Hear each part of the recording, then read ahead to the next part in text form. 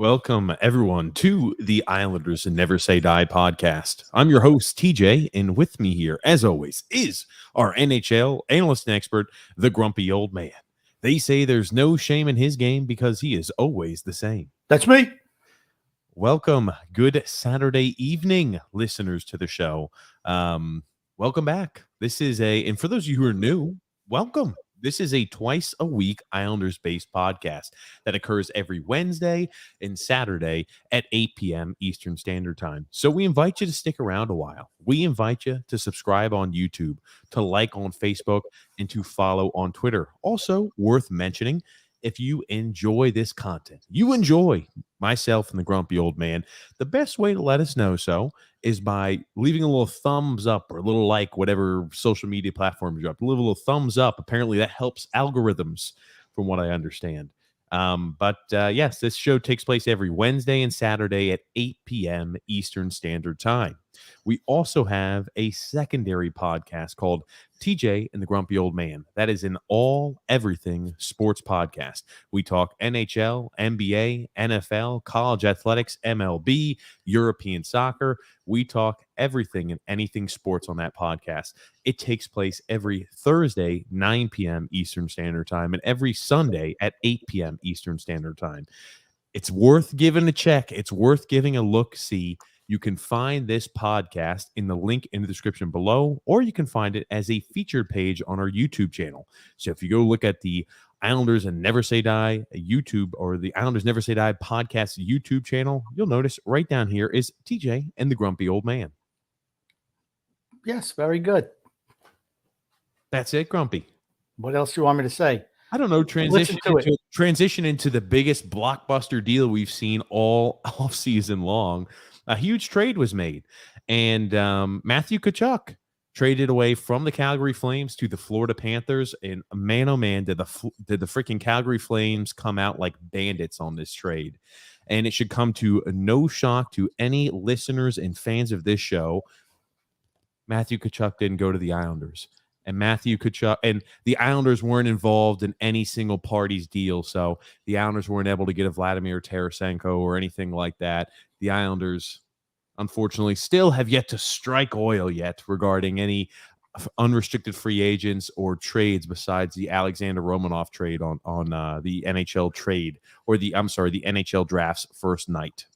Right. So what are the repercussions of the Tkachuk trade for the Islanders?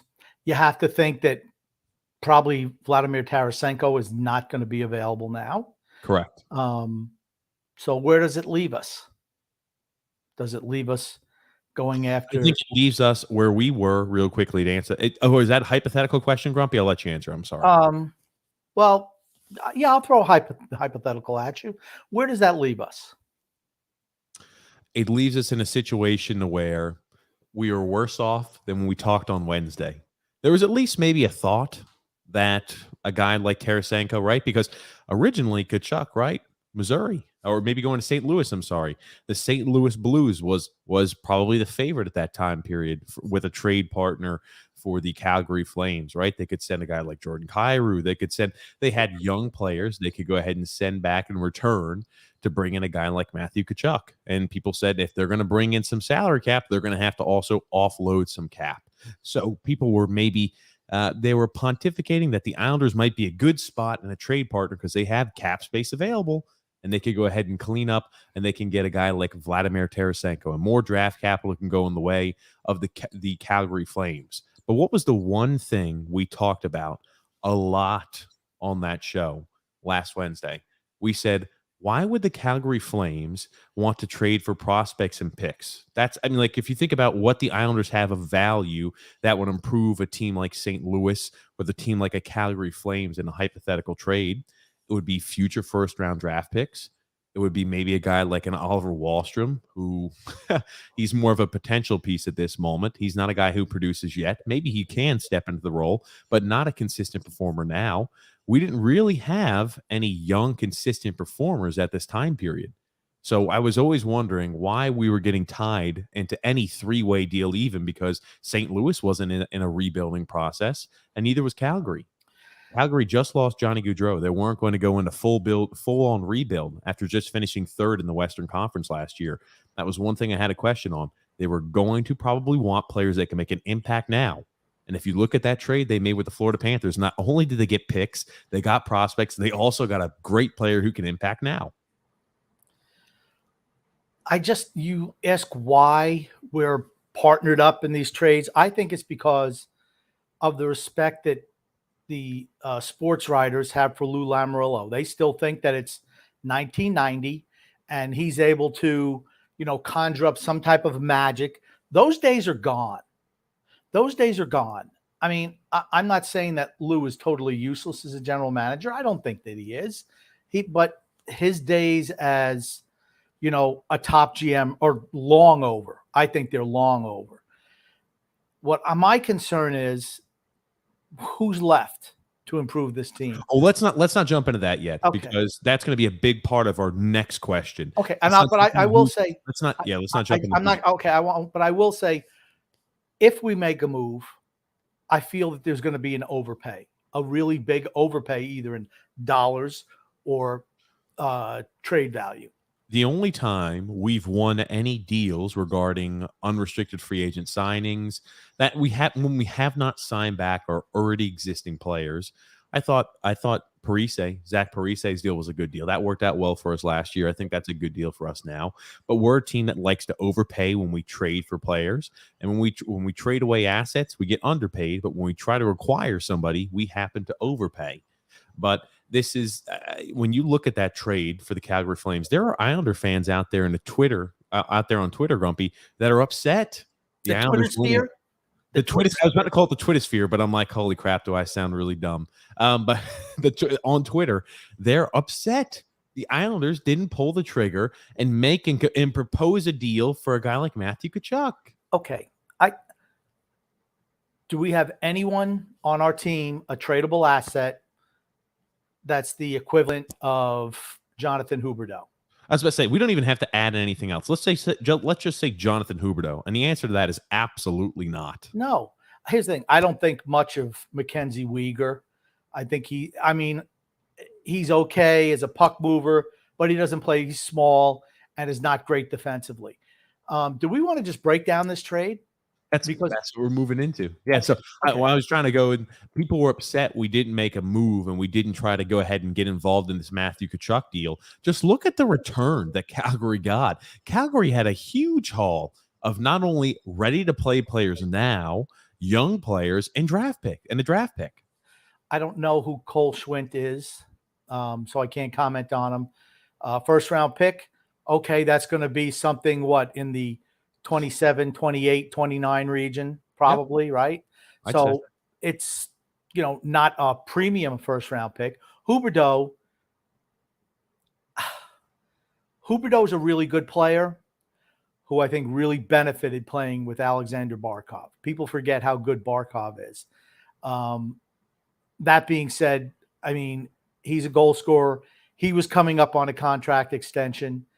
So in essence, Florida just swaps out Tkachuk, who brings a little bit of snarl to the game, a little bit of physicality, a little bit of nastiness that I feel that the Florida Panthers lacked last year. We talked about that.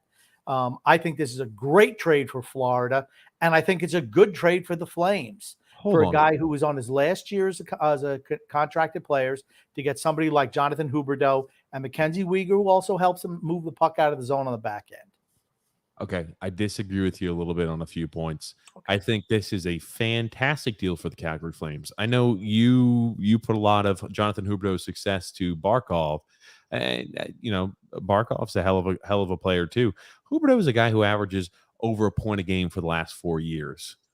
From ages 25 to 29 years old. He is he's a bona fide top line guy. There is no doubt about it.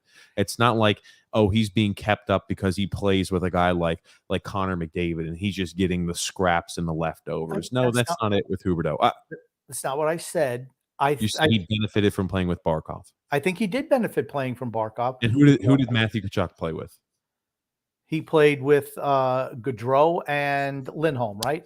Okay. So, we could, that's Okay. my point. That's how I wouldn't even mention it, because I don't want to try to go ahead and give someone the perception that, okay, Huberdeau is a guy who's been propped up or helped out significantly by somebody else. I could say the same exact thing with Matthew Tkachuk. I think that both guys are outstanding talents. I think Florida did need snarl. You're right. Florida did need a guy that had snarl, a guy that has that playoff type of mentality. They need a guy. Florida, fantastic team. There to take the next steps forward. They came off of a year. I'm sorry, I'm jumping, but they came off of a year where they were number one in the Eastern Conference. Am I right, Grumpy? Yes, they were number one in the league, Eastern President's Trophy. They won the President's Trophy, correct? Mm-hmm. Okay, so they won the President's Trophy, best team in the regular season this year, under a guy who is an interim head coach. A team that has some youth to it. It definitely does. A team that's got some young, solid players going forward as well. And what do they do after a year to where they had finished best team in the regular season, but they had an underwhelming postseason performance? They wound up beating the Washington Capitals. I think it was in 6 games. And then they got swept by the Tampa Bay Lightning. What is the first thing they did? How can we go ahead and restructure the team a little bit to make us more of a legitimate postseason contender? They didn't sit on their hands. They made the bold move. And, I think they overpaid a bit, because I very highly value a guy like Jonathan Huberdeau. I really do. Uyghur, you're right. He's a smaller defenseman, but, that kind of comes with the territory. And Cole Schmidt, or Schwind, how do you pronounce that, Grump? Schwind. I mean, he's a guy still in the AHL. He's 21 years old. I've got him pulled up there. He played actually in your neck of the woods for the Charlotte Checkers this last year. Had 40 points in 72 games. I have no idea what he looks like. If he could skate, I don't know. He's 6'2", 182 pounds, or he's 100. Maybe he's 200 pounds now. Those numbers aren't always accurate. But he's a guy who 6'2", 21 years old. Maybe he can contribute to the team at one point, and a first-round pick. That first-round pick, let's be all honest, Calgary's probably going to use that later on as a trade chip, I'd have to assume.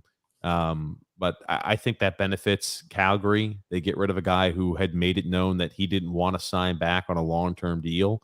So, I mean, at that point, right, you would have figured Kadri probably would have gotten underpaid perhaps a tiny bit, knowing that he wants to be gone at the end of this contract this year. They proactively traded him now. They didn't wait until the trade deadline. They didn't wait and say, okay, let's roll the dice and see how it looks this year, and maybe we can entice him to come back with a heroic effort and a fantastic performance in a Stanley Cup. We can entice him to stay in Calgary. No, they traded him immediately over the offseason. They got rid of him, traded him to a team in an area where he'll sign long-term. You've got a guy in Florida that's going to add some grit to the team, just like you'd mentioned, and Calgary's got a guy that can sign long-term in Huberdeau, and they offset the possible losing of a guy like Tkachuk with a draft pick, with a prospect, with a young defenseman or younger defenseman. Yeah. I think, but what else does Florida get? They get a little bit of cap relief also, right? Because they were going to have to sign Huberdeau back. He was going to command similar money to what they gave Tkachuk. They gave up Uyghur. They got the best player in the deal. They get the best player in the deal, period. I'm not putting Flames, correct? No, Florida got the best player in the deal. Matthew Tkachuk is way better than Jonathan Huberdeau as an overall hockey player. I'm not talking about regular season putting up goals. I'm talking about a guy in the playoffs. Matthew Tkachuk is what everyone needs on a team. They changed their culture a little bit, and they sacrificed Uyghur, in essence, and a first-round draft pick. I think it was a really good move for Florida. What happened with Florida? Why did they make the deal? Here's the thing. They identified, after losing to Tampa Bay, we have a problem, right? And I said that going into the playoffs. I didn't think they were going far. I just didn't think they had enough toughness. They weren't buttoned up enough defensively. So what do? First thing, they go out and they wind up changing their culture a little bit with Matthew Tkachuk. He's going to be a leader on that team. I know Barkov's the captain. This kid's going to get an A on his sweater for certain. I think he is a leader. I think it changes the culture. That's the big portion for me. I don't think that Tkachuk is a way better hockey player than Jonathan Huberdeau. I think that's a little bit of a stretch. I like Huberdeau a lot more than you do. When I look at Tkachuk, I do think he is your bona fide. he adds the grit. He's a talented player that has an immense amount of grit, and he's built for playoff hockey. He is one of those players you hate to play against, but love to have him playing on your team. That is invaluable, especially in the playoffs. That is extremely important. Getting under players' skins, being that type of guy who can really agitate as well as put points on the board, and who's a physical guy and a physical specimen, that matters a lot. I don't know. I think you're underselling Huberdeau a tiny bit. No, I'm not saying that Huberdeau is a bad player. I just think Tkachuk is special. That's what I'm saying. He's special. I mean, here's the thing. Huberdeau, while he was great with Barkov, that whole team is really good offensively. They don't lose anything. And I like the fact that Florida got to negotiate a contract extension before that trade was made. That trade was consummated. I mean, it's just smart. It's just smart playing. Now, for me, again, Florida needs to get somebody with a little bit of snarl on the defensive end. They definitely need another defenseman. What are they going to do to solve that problem? They're fine up front, but I think they still need work on the defensive end. Can you fix your microphone, Grumpy? I saw when you'd come back, I saw you rushing to the little item. And I was kind of chuckling a little bit earlier on in the podcast. But yeah, I don't disagree. I think Florida needs a little more grit on the back end. I think this works out great for Calgary. I just think Florida overpaid a tiny bit. That's all. There's nothing wrong with that. Sometimes you have to overpay. Look at the time periods in history to where a really good team has to occasionally overpay for a guy that you think, oh, wow, I think maybe Calgary is the winner of that deal. You think about what the Islanders did, Grump, when they need to add a little bit of grit and snarl to their team. They got the move they did to bring in Butch Goring. People would have said at the time period, if you took it before they started winning those cups, they probably overpaid. No, people were not saying that the Islanders overpaid to get Butch Goring. They absolutely did not say that, just to let you know. When you look at point production and you look at overall talent offensively for the forwards they had to give up, Grump, go read down the trade again. Which trade? The Islanders trade for Butch Goring? Correct. It was Butch Goring for Billy Harris, who was the number one draft pick, the first draft pick in Islanders history, and Dave Lewis, who was an outstanding defensive defenseman, for Butch Goring, who was a number 2 center. I mean, it worked out. It was a cult. It helped propel the younger guys to greater heights, right? So, that's a trade that worked out for the Islanders. All right. Not so much for the Kings because the Kings were the Kings back then. But Billy Harris was an underrated player, and Dave Lewis was really good defensively. That wasn't saying, oh, man, the Islanders, overpaid or underpaid. I mean, I think that was a good deal for both teams. You've talked about it before on this show where you've said they probably gave up more in the deal originally. I never said that. I never said that. Never. Okay. I said Patrick Kane's a better player than Anders Lee. I have said that. Yeah. Okay. You've talked about it before. Butch Goring's never a guy who lit up the scoreboard. Billy Harris did, consistent 60-point-a-year type guy, and Lewis was a guy who was a steady Eddie back there on a defense that still was putting up 20+ points a year. And they brought in a guy like Butch Goring, who wasn't necessarily a guy who oh man, wow, Butch Goring. He wasn't a guy like that before. He put up good points too. A guy who was a glue piece. Yeah, and he was a center. He centered that second line. I mean, Billy Harris was a wing. He was a center. And it helped them. I mean, I don't think it was a massive overpay. I miss Dave Lewis. I love Dave Lewis as a player. Billy Harris, okay, no problem. But I did like Dave Lewis. Here's the thing. They were loaded on defense. Not an issue. Sometimes you have to give up more in order to get the right piece that pushes your team forward. I just don't think Florida overpaid here. Okay, let's get transfixed on that. I think they do. I'm just trying to make the point of sometimes teams in history have to overpay for the right piece that helps change the culture. That's the point I'm trying to make, Grump. I think they paid. I think Calgary got the better end of the deal. I do, right? But I think Calgary, you look at X's and O's and what's traded away, the value of the assets, Calgary got the better end of the deal.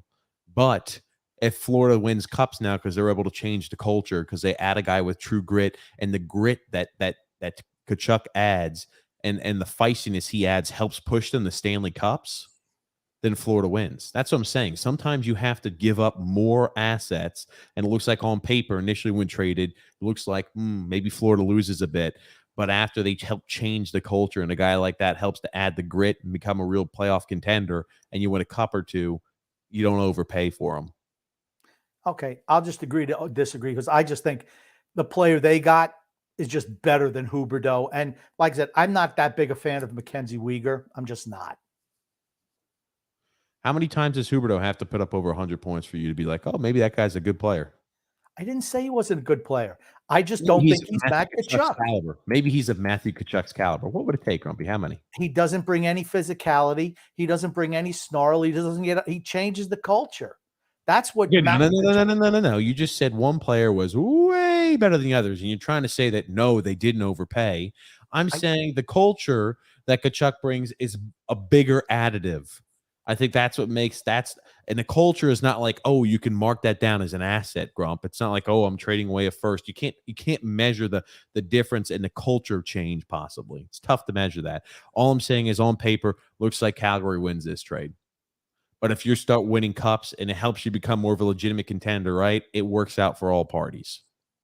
Okay, to me, Florida got the best player in the deal, period. They got the best player.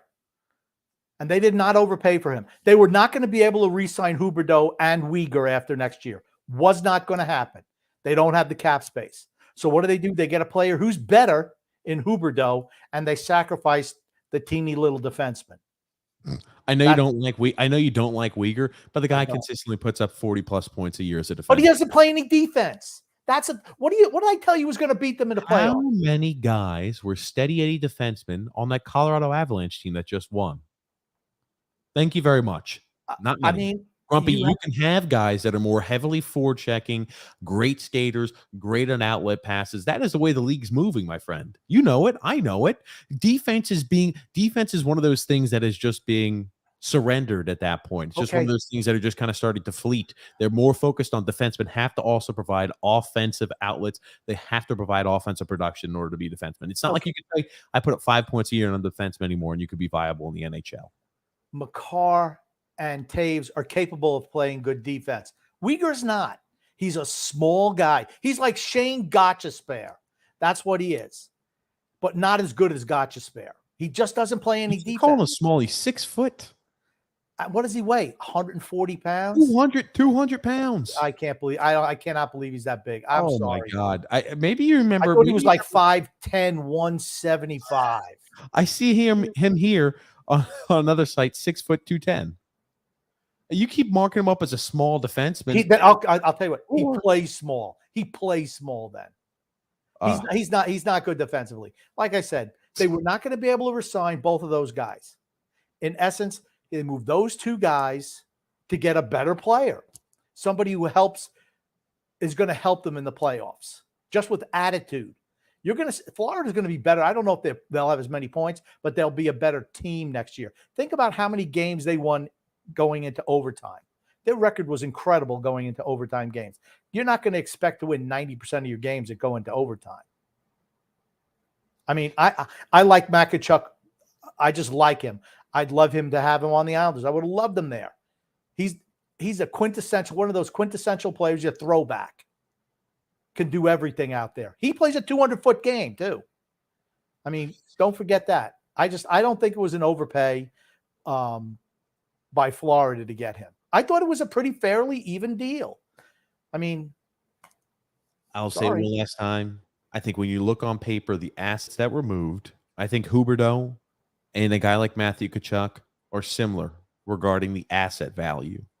Then you throw in a first-round pick. Then you throw in Mackenzie Weegar, who you just happen to shit on. He's small. He doesn't do that. Again, 6 foot, 210, small defenseman by Grumpy standard. Not in my book. Not the way the NHL. Hold on. Not the way the NHL defensemen are going now. Not in my book. I don't consider that small. And you also say plays no defense. Yeah, maybe defense isn't the best part of his game. He's more of an offensive defenseman, 40+ point a year type of guy from the back end. And you're also getting there a prospect. So I think on paper, right, I'm not saying it's a gross overpay or anything like that. I'm just saying on paper, I think that Calgary wins the deal. I think the game-changing factor that Tkachuk brings allows them to change the culture and brings them to be a legitimate contender. When you're a legitimate contender, you can win Stanley Cups. Doesn't matter if you overpay for a guy. If you're winning a Stanley Cup because of the trade you made, it ends up working out for you in the long run. That's about as clear as I could put it. Okay. I just think they get the cost certainty in Tkachuk. They were probably not going to be able to re-sign Huberdeau and Uyghur after next year. I mean, combine their salaries this year is going to be the same as Tkachuk's, and they're both unrestricted after next year. So, something had to change. Florida was not going to contend for a Stanley Cup rolling out the same roster they did last year. They just were not tough enough. They didn't have what it took come playoff time. Washington pushed them to the limit, and Tampa Bay just pushed them to the limit. Washington won the first 2 games and then got swept after that point. Yeah, but Washington had chances to win. They just didn't get it done. Washington pushed them harder than they should have been. Washington, 8th seed, pushes the number 1 seed. And then they got rolled over by Tampa, just rolled over with a Tampa team that was injured. They didn't even have Braden Point that whole series, right? Just rolled over them because they didn't have what it takes. They needed a little bit of change. Nothing wrong with that. They identified it. They went out and they made the move. I think it's good. I think it's also good for Calgary. Now, can they convince those 2 guys to resign? That's the big thing, because if they don't resign those guys, it's a total loss for them in the deal. Okay. Anyway, moving along, grumpy old man. What does this leave left for the Islanders? We mentioned it earlier. Tarasenko was a guy to where we thought maybe if we on Christmas, our new Christmas morning was if the Calgary Flames were trading him to St. Louis, maybe we're going to get Vladimir Tarasenko. And I always thought that Tarasenko would be having to be headed back to Calgary. They're going to need assets. They're not looking to roll over and die and go into rebuild mode. But Vladimir Tarasenko is going to be cemented in St. Louis. He's not moving anywhere. So that's another one of those guys that have been brought up the last 2 years as a possible. He might be moved. He's not going anywhere. And then you go ahead and look at, Tkachuk off the board. We were never in the running for him, not even close. Didn't have anywhere near the assets. So, technically, there were some Islander fans who were upset. They thought we should have ponied up and tried to make a huge offer. We didn't have enough to offer anything close to what Florida offered for a guy like Tkachuk. So it would never have happened. That also being said, what does this leave for us, Grumpy, via free agents and trades? Well, the only 2 options we have, and I'll let you speak about them, got to be JT Miller, if he's going to be moved, and it has to be maybe Nazem Kadri. I agree with those 2 guys. I want to give you kudos. You said that if Calgary was going to make a trade with St. Louis, that Tarasenko would have went the other way. And I think what you're seeing with this deal with Florida, that that was most probably going to be the case, because Calgary still felt that they could compete. I mean, they came in, I know they won the Pacific Division last year. Mm-hmm. I think that from their point of view, okay, we lose Gaudreau. Tkachuk doesn't want to sign back. I mean, they did a great job getting Huberdeau. So, I mean, it would have been the same thing. Toffoli. And they've got Maggiapane. They've got a lot of good players on that team forward-wise, too. And, with gosh, you made me lose. I lost my. You were blanking on the players' names. I wasn't blanking on the player's name, but Tarasenko would have been going back the other way, and I think that Huberdeau is a better player than Tarasenko, particularly at this stage of his career. So, I mean, that's why I'm saying I agree with you. Tarasenko would have went back the other way. For the guys who are left for the Islanders who could potentially make an impact, you're right. It's JT Miller and Nazem Kadri. I just feel like massive overpay would come for Kadri. He's going to be 32 years old when the season starts. Career year, 87 points. Never had more than 62 in a year. And he's only a center. He's only plays center. Who's going to play the wing? Is it going to be Brock Nelson? I mean, would you put Brock Nelson with Matt Barzal? I mean, where does Anders Lee fit at all in this scenario? Well, let's talk about this. This is all coming around. Before we talk about JT Miller, the possibility of a guy like that, let's talk about Kadri. Anytime a player Kadri was one of the top unrestricted free agents that were available this year in the offseason. He was maybe not a tier 1, maybe a tier 2 type of guy. but I'm not sure. Well, yeah, probably a tier 2 because I put him underneath a guy like Johnny Gaudreau. I know that Philip Forsberg didn't actually make it to unrestricted free agency, but Kadri was underneath a guy like Johnny Gaudreau. That True. being said, apparently there are rumblings reported by Kevin Kurtz. Now, he's the writer for The Athletic. He's an Islander beat writer. So this is not like fly-by-night site. This is Kevin Kurtz. Again, The Athletic. You got to pay for that type of content. He says that there are rumblings and they have members of The Athletic have received a text message from a league source on Friday that they have heard rumblings in direct quotation that the Islanders were making a push and are making a push for Kadri. And he said it does make some sense, said this league source. Very vague, but I wonder who the league source is. And man, oh man, didn't I tell you on Wednesday this freaking scared the living shit out of me? The fact that we haven't done anything at all is because we're probably going to make a move for a guy like Nazem Kadri. We're going to overpay the hell out of him. We're going to give him a 6 or a 7-year deal at $7 million per year, some crazy astronomical number for a 31, 32-year-old forward who just had a career year and an unbelievably talented offensive team like the Colorado Avalanche. He benefited playing for Colorado last year, where the full complement of players were healthy all year long. And I'm not saying Kadri's a bad player. He's not.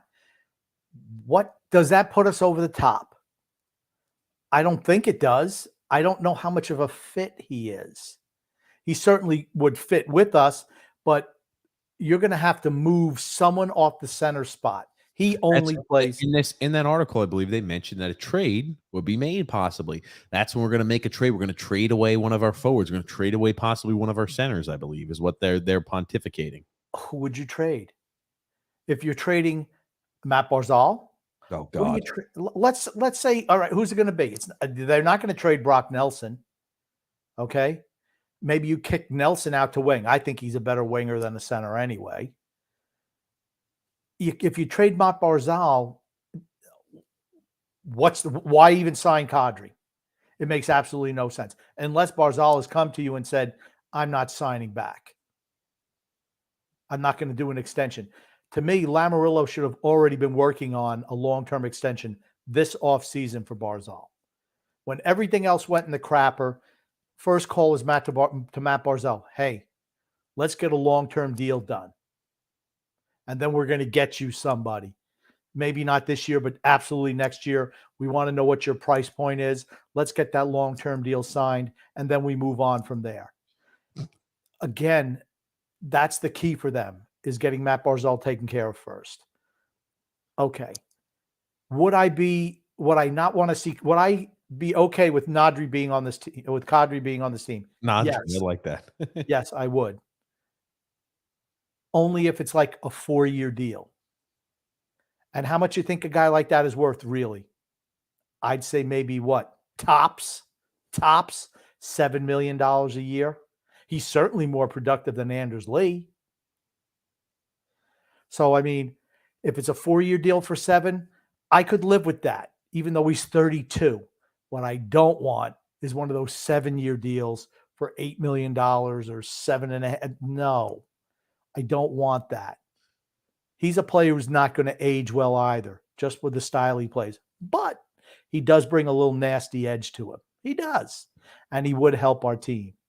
But I would not overpay for him.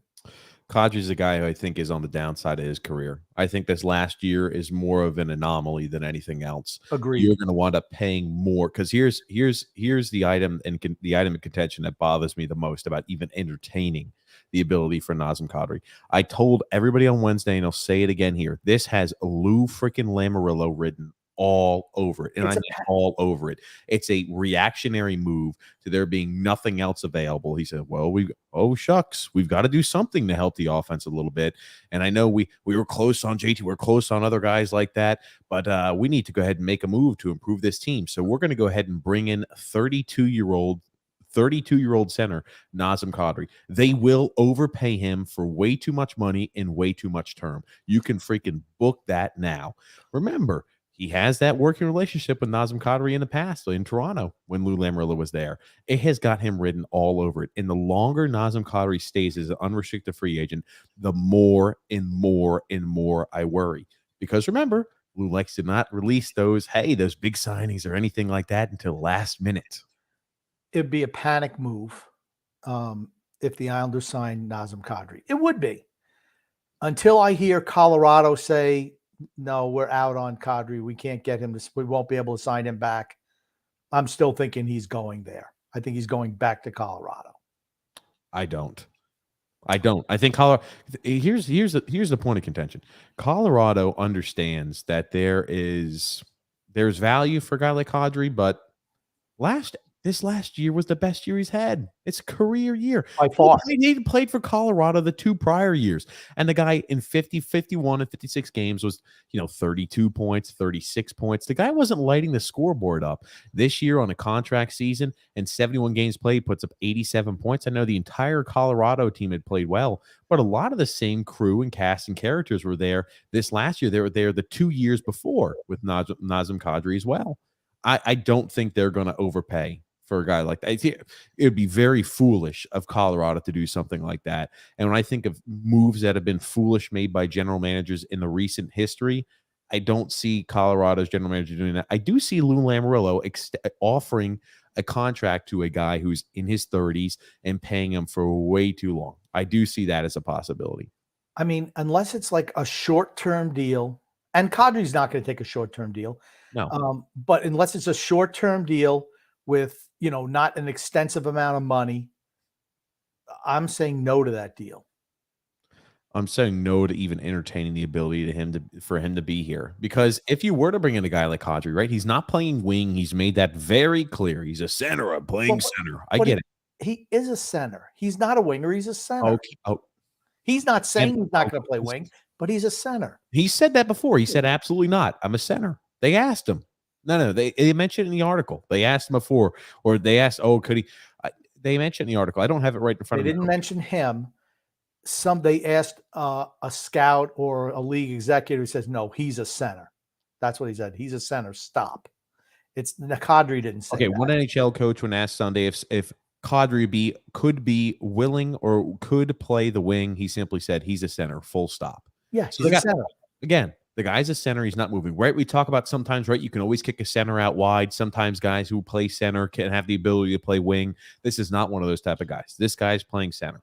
I do not see us just cap wise. I seriously believe a guy like Kadri is going to want $7 million a year, if not more. And he's going to want a long contract, maybe 6 or 7 year deal. And if that's the case, you're going to be in a situation where you're going to have to find a way to shed some cap off, unless you're just saying, we're going to sign you to a monstrous deal. Then what happened? I keep trying to go through what are the next steps. If you sign a guy like Kadri, you are just, unless you offload a guy like Jean-Gabriel Pageau, you sign a guy like Kadri, but there's not enough room. You know what I mean? I just think to myself, I'm like, you're not going to have Brock Nelson playing third line center, and you're not going to have Nazem Kadri playing the third line center. So I don't know.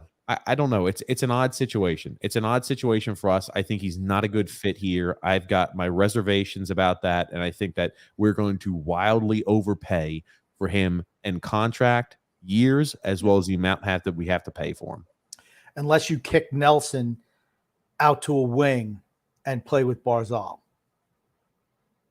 But then, like I said, what happens with Anders Lee? I just don't think Anders Lee's a fit, period, unless he's playing with Brock Nelson as a center. But I mean, you're not going to kick Barzal out to the wing. I just cannot see that happening. Sorry. You want him having the puck on his stick all the time. Like I said, I just don't think he's a fit for what they are right now. I just don't. I am always worried. It's the same thing I mentioned with a guy like Philip Forsberg. I'm worried when a guy who comes up on a contract year has a career year. And I'm talking about a career year. This is the best year he's ever had by a country mile. And it helped a lot playing. I mean, when you're playing against a team who's got in the lineup Landeskog, McKinnon, Cale Makar, Devon Taves, you go down the list. unbelievable speed, unbelievable consistent offensive pressure. They can't say, okay, let me try to go ahead and get. They're just moving. Everybody moves so quick on that Colorado team. It opens up so much space and so much opportunity. It's a reason why they scored boatloads of goals this year. The same reason why Florida scored boatloads of goals this year, because they could skate and they're an offensively skilled team. So is it a shock that when you have so much open space, Kadri's able to go ahead and have more point production? No, it does not shock me. If you were to sign a guy like Nazem Kadri here to the Islanders, do not ever expect a point a game production. I mean, if you're looking, he's playing 80 games. I'd be shocked if he does anything more than 55 points in a season in an 82 game year. But wouldn't you probably be paying him like a number one center? You're going to pay exactly. You're going to pay him near, or if not more than what you pay Matt Barzal. But then think about it. Yeah, he scored a whole lot of points, but he was not playing against the opposition's top defensive team. Yeah, exactly. I mean, he was a second line guy. Exactly. That's what I'm saying. I just do not think especially for what he's going to ask, it is not a good amount. He's going to be 33 next year. Or is he 32 now? Or how young is he? No, he's going to be 32 when the season starts. Okay. Yeah, he'll be 32 when the year starts. You're going to sign him. He's not going to want to sign a 2 or a 3 year deal. He's going to want to sign himself for ideally a 6 or a 7 year deal. Do you want to commit yourself to Nazem Kadri till he's 38 years old or 39 years old? Because that's what he's going to want. Yeah. I mean, but that's when you have to draw the line in the sand, right? I mean, I'm sure if the Islanders have had communications with Kadri's people, here's the thing. What I would do, okay, 3, I'm tempted, I'll go 4, but you got to lower your AAV. Maybe 4 for 6. There's no way he's going to take that. Okay. Well, but here's the thing. Then you just let him go. You can't continue to hamstring yourself as you go into the future. Well, I understand what we would like us to do. I'm just going over what I think the Islanders are going to do and what I could see them doing, because the market is going to indicate a guy like this is getting paid at least 6, if not 7 million a year, and is probably getting a 6-year long contract. That's realistically what I expect. Maybe a 6 by 6 or a 7, maybe by 7. I could see it ranging anywhere from he's getting paid a total of, 36 million over 6 years, or if over 7 years, he could be getting paid, anywhere from, my gosh. There's no way I'd sign him for 7 years. No way. But would he improve the team? He would, because he is talented and he brings something that this team doesn't have a whole lot of in the forward group. What is that? A little bit of snarl. What do you mean? He's a get under your skin. We have snarl on this team. Not really. Who's the guy who gets under people's skin on this team? Cal Clutterbuck? He's a fourth line. Matt Barzal doesn't get under people's skin. No, you said snarl. Snarl and getting under people's skins are two different things. Okay. Matt Barzal brings snarl. Matt Barzal is one of those type of players. He can be feisty a little bit, but I mean, like most of the forward group are kind of like the doop doop doop. They're just kind of like one of those type of guys. But the bottom, right, the fourth line is supposed to be all the snarl you need. But the snarl is now 32 plus years old, pretty much every single one of them. So there's no more snarl. It's just a whole bunch of bark and no bite. Okay. I don't think that's a need and a priority for us. That is, no move is better than signing a guy like Kadri. Yeah, I'm not advocating for signing him. I'm just saying that under the right circumstance, I'd be okay with it. But I'm not saying, hey, let's go out and sign him. I'm not saying that. But if the price is low enough and the term is short enough, okay, I'm willing to roll the dice. So the only way it works for you is what again? How many years? 3 to 4 years. 3, max 4 years. How much? $6 million a year. $6 million a year. That's it. Okay. That's the only way it works for you. Gotcha. Fair enough, Grumpy. I think it's a mistake getting involved with him at all. And I want to talk about JT Miller. Do you think JT Miller is an actual opportunity for us, Grump? I think that Vancouver's going to have to soften their stance on letting teams try and negotiate a contract with him before he's going to get moved. If they want to be steadfast and say, no, we're not going to let you talk contract with JT Miller, I think it's going to limit anyone who's going after him. They want a king's ransom for him, but you can't expect a team like that. who trades for him not to have any type of certainty going back the other way. And he's another guy who came off, by far a career year last year. He's 29. So how many years are you going to give him? Another 7-year extension? I think mean, JT Miller's a better player than Nazem Kadri. I do as well. I think he's a really good fit for Matt Barzal. That being said, is that a guy you want to bring in at 29 and then you start his next contract, at 30 to 37, making what, 7.5 per? I mean, how many times do you have to make the same mistake over and over again? And again, he came off of the greatest year of his career by far as well. Can we talk about really quickly Bjorkstrand going there to the Seattle Kraken? Grump, did you happen to see that? The guy who used to play for Florida, Henrik? He played for Colorado. He got traded. Okay. Let me pull the trade. You want to go in for like a few threes? You're not okay. Give me a sec, then I'll pull it up because I'm guaranteeing you don't. Okay, give me a sec here. And he went to the Kraken. Oliver Bjorkstrand. He got traded to the Kraken. Hold on. Okay, so what does that do? What does that do? Well, it frees up salary cap space and allows Colorado to do what? Columbus. They've already signed back Patrick Laine, but yes, it allowed the room for Patrick Laine. Is what it did. That's so his salary dump. But Bjorkstrand again. So let me pull up here his numbers. He never played for Florida. He played for Colorado. And again, this is a guy who pretty much is a 40-point-a-year type of guy who put up 57 last year. He's 26 years old, so he has a little bit of youth to him. He wasn't on a bad contract, but they only got back in return a third and a fourth. And I think that's a huge plus for a team like Seattle. I mean, they get a guy who's a legitimate NHLer, a legitimate top 6 type of guy, and only have to give up a third and a fourth rounder. That's what happens when you have money. When you have cap space, you're able to make moves like that. Where, okay, Columbus was a little bit up against it. They just got Gaudreau. They want to sign back Laine. Somebody's got to go. So they want to give up Bjorkstrand probably for less than market value. For a lot less. He only makes $5.4 million a year, and he's a guy who's consistently around 45 points a year. Okay. Columbus. Okay, I don't think that's great value for $5.5 million a year. But here's the thing.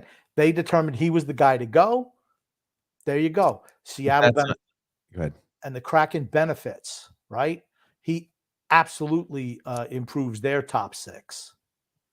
Your shirt is like every time you touch it on your shirt, I just say, and I hear that pull on the mic. Touching the shirt. No one's touching the shirt.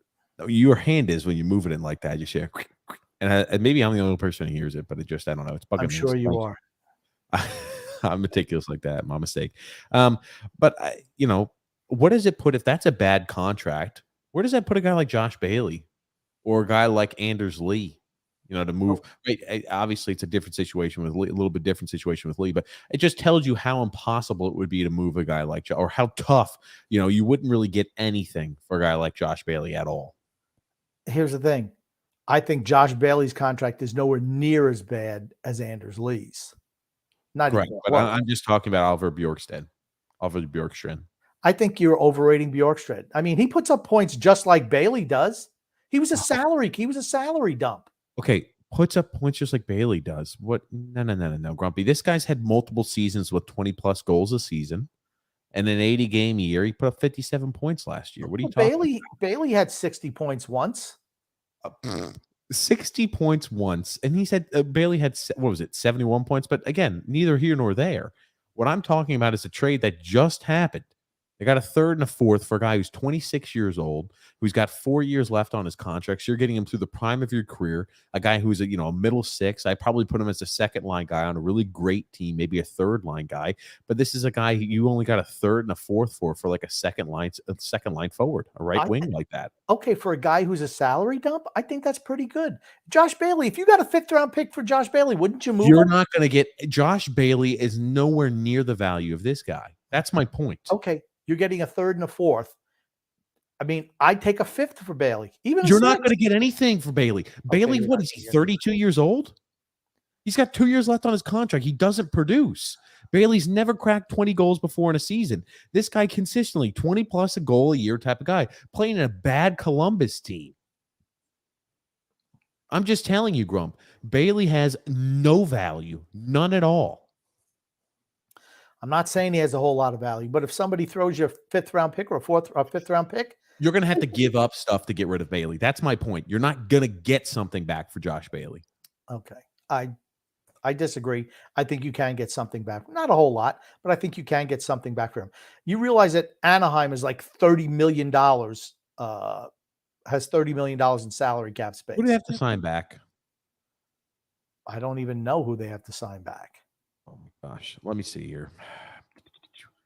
I mean, I just don't think that this guy's been the greatest thing since sliced bread. Okay, he had a good year last year with Columbus. It's freaking Columbus. He's a consistent. Okay, the last 2 years, right? If you're looking at 56 games played, 44 points. Last year, 80 games played, 57 points. He's a guy who's averaging about 3 points every 4 games. He's a minus 35. Okay, Columbus was miserable. I'm not saying that the plus minus is the be all end all, but it means he's on the ice a lot, and when he's out there, they're getting scored on 5-on-5. That's what it says to me. Anaheim still has 6 guys left they have to put on the roster, Grump. Okay. They have plenty of money, though. Okay, Jakob Silfverberg's still active, and he's playing. He's on the IR for them right now, so that will be when he's back and going, ready, good to go. So, if he even comes back, you don't know. Think Jakob Silfverberg's coming back to play hockey? I don't know. Okay. But that's more money they could spend in the offseason if he doesn't come back. He's the assistant captain. He's coming back. What do you mean? Maybe I don't know. Maybe he's not going to come back. This is my thing. When you just say you just saw they got the 30 number. It's not really 30. It's more like 25, and they still have 6 spots to have to fill. Or with him added, they have 5 spots to fill on that roster. You realize you're going to be fine. Long-term injury doesn't kick in yet. That kicks in once the season starts. You have over top, Grump. My point is with this. Give me a sec. You look at the projected cap. Give me a sec. Talk for a second as I'm adding this up. Don't you mind, Grump? Okay. All you need to look, all you need to do is look and see where Silfverberg is in the roster. He's on the IR. He's on the IR, Grump. So he's in a different category. Anyway, they have cap space. They have positions still they have to fill. Okay, so I'm not too worried that, they're going to have to worry about how can we fill the gap? How can we manage to sign players? How can we get to the cap floor? They're going to be fine. Okay. I'm just saying that if you really wanted to move Bailey, you could. You could. Again, I'm not saying anyone can be moved. Jesus Christ, I'm not saying you can't. You're going to have to give up things to get rid of Bailey. This is the preface of this entire conversation. I disagree. Oliver Bjorkstrand. You think you're going to get something with Oliver Bjorkstrand, who's 26 years old, into the prime? I don't care about Oliver Bjorkstrand. I'm using him as a barometer and a gauge. They make around the same exact that Bailey does. And the guy is, 6 years younger than Josh Bailey and has 4 years left on his deal. You got him through the prime of his career, has more production than Bailey, and makes a similar money through the prime of his career. And they got a 3rd and a 4th. You're not going to get assets for a guy who's 32 years old that has 2 years left on his contract and is well visibly on a decline of his career. That's my point. I just think the fact that Bjorkstrand has 4 years left on the deal is a hindrance. How is that a hindrance? How is that a hindrance? He makes $5.4 million a year, and he's going to be making that when he's 27, 28, 29, 30. This is through the prime of his career. I just don't think he's that good. I just don't think he's. You didn't even know who the hell he was. How do you know he's not exactly? That's all. Exactly. If I don't even know who he is, how good could he possibly be? Jesus Christ! What's the next point you have? What do you mean, what's the next point? My point was, you're not. Let's move on, says Grump. We got a lot of comments. Let's move on. We got a lot of comments. We're not even in comments yet, you old bastard. Good gracious, Grump. We're not even in the comments yet. I'm going to pull a TJ. We got a lot of comments here. How do I do it? We got a lot of comments here. Come on. I don't think I ever snap at you. Do that all the time. I never snap. Come on. As soon as I start talking, we got a lot of comments here. Come on. So, yeah, they're going to be fine. They're going to have no problem at all getting to the cap floor, Grump. What's the cap floor at again? You know the cap floor by heart? I don't. Okay. I'm pulling here. Anyway, they're going to have no problem. They still got 6 spots left to fill. Once they go ahead and remove him off the IR, it makes it 5 spots to fill. Maybe fill with rookies who don't make any money. Oh, yeah. You got to say, that's how you get the cap floor. They're in full rebuild. No, they're not. They're in there. They're now starting to go ahead and say, hey, how can we start getting more production out of these young players? Really? Okay. You don't think so? No. I think they're just rolling with young guys. I think they're just going to roll with young guys. They're not bringing anybody in. Mason McTavish is coming up, and he's going to start playing. They're going to expect production out of him. You got Trevor Zegras, who's playing well. Young extremely guys. Well. Young Well, guys. that's what I'm saying. Now they're at the point where we're saying, how can we go ahead and start surrounding these players with more talent? Maybe that's where they are. Young players don't make any money. So when they don't make money, you still got to get to the cap floor. If you're going to play the young players, it's not going to add much to your salary cap. That's my only point. Okay, next. This is over. Move on. Because you're not prepped for it. Move on. You can't talk about this ridiculousness for 20 minutes. Move on. Why do you want to move on, Grumpy? Because I want to get to the next topic. I want to feel the pulse of the people. That's what I want. You want to feel the pulse of the people. I feel like you just read. I don't even know where we are in the comments, but I feel like you read comments. And if someone says, move on, you're like, oh, we got to move. We got to move. No, I'm saying move on. I don't even know if there's anything like that. Because you can listen to me. One thing you do, you can't drop a point. Just move on. This is so ridiculous. This little point that you're wasting 20 minutes on it. Move on. Move on. It has relevancy when you're talking about what the Islanders can do. I think the Islanders are not moving a guy like Josh Bailey. So, hey, if we bring in a guy like Kadri, who we're moving, Bailey's not the guy. He's not the odd man out. We'll move somebody else. Here's the thing. He's not the odd man out. We're not kicking somebody out wide to take a Josh Bailey spot if we try to trade him away. Hence my point, Grump. I'm telling you, if we sign a guy like Kadri, I really worry about this team. I do. We were past Kadri. Regarding around what this team could do, Grumpy. We were past Kadri. We were on to Miller. And now you went and back to Kadri again? JT Miller, we talk about him. He's a fit for. There's no way in hell I think we're making a trade for JT Miller. None. Okay. And we already discussed that neither one of us really want Kadri. He's not really a fit, and he's probably going to want too much money. So really, we're not going to do anything this offseason. Isn't that like every offseason? I don't see why you're getting so worked up about it. I'm not getting worked up, Grumpy. You want to, it's like, what? You got a hot date or something? You're trying to keep me on schedule. You got a hot date, man. Just move on. You're talking about 20 minutes about something that's just so ridiculous. Just move on. Please, I'm begging you. I'm begging you to move on. Should I move on, man? Let's talk about movies you don't know nothing about. How about we do that? I think I found somewhere where Grumpy isn't It'd too be more entertaining. About the Anaheim Ducks. Okay, talking about guys in Columbus. I found Grumpy's a little problem area. Anyway, yeah, we can move on, Grump. I don't know what else you want to talk about besides jumping into the comments. Open the phones. Talk about the comments. Well, okay. Here's the thing. We've got way too many comments to open up phones, Grumpy. I don't know if you happen to see. I don't look at comments. I told you that. I like to be surprised, like talking to you. That's a surprise. Just read the ad and then hit the comments. Jesus Christ. You must be going out on a date or something, brother. I don't have a date. No. I don't know. You going to a late night screening of a movie, Grump? No. Yeah, God, you acting all somebody get your pants in a wad. Anyway, today's podcast is brought to you by DraftKings. The action never ends at DraftKings Sportsbook, especially this summer, with tons of ways to bet on all your favorite sports. You can fuel your fandom and feel the heat of the season like never before. Plus, right now, DraftKings Sportsbook is giving new customers a risk-free bet of up to $1,000. That's right. Make your first bet up to $1,000, and if it doesn't win, you'll get another shot to cash in. You can throw down on all the major action from baseball, golf, MMA, and more. Plus, with same-game parlays, spreads, money lines, over-unders, and props, your betting options feel endless. Best of all, DraftKings is safe, secure, and reliable, and you can deposit and withdraw your cash whenever you want. Download the DraftKings Sportsbook app now and use the promo code THPN and make your first deposit and get a risk-free bet of up to $1,000. That's promo code THPN only at DraftKings Sportsbook. Minimum age and eligibility restrictions apply. See the show notes in the description for additional details. Did you know that no one has won the Powerball or the Mega Millions? It's like $750 million. I'm ready to win that. You know what I told you before about the freaking Powerball and the lottery. Everyone should be in it. You got to be in it to win it, right?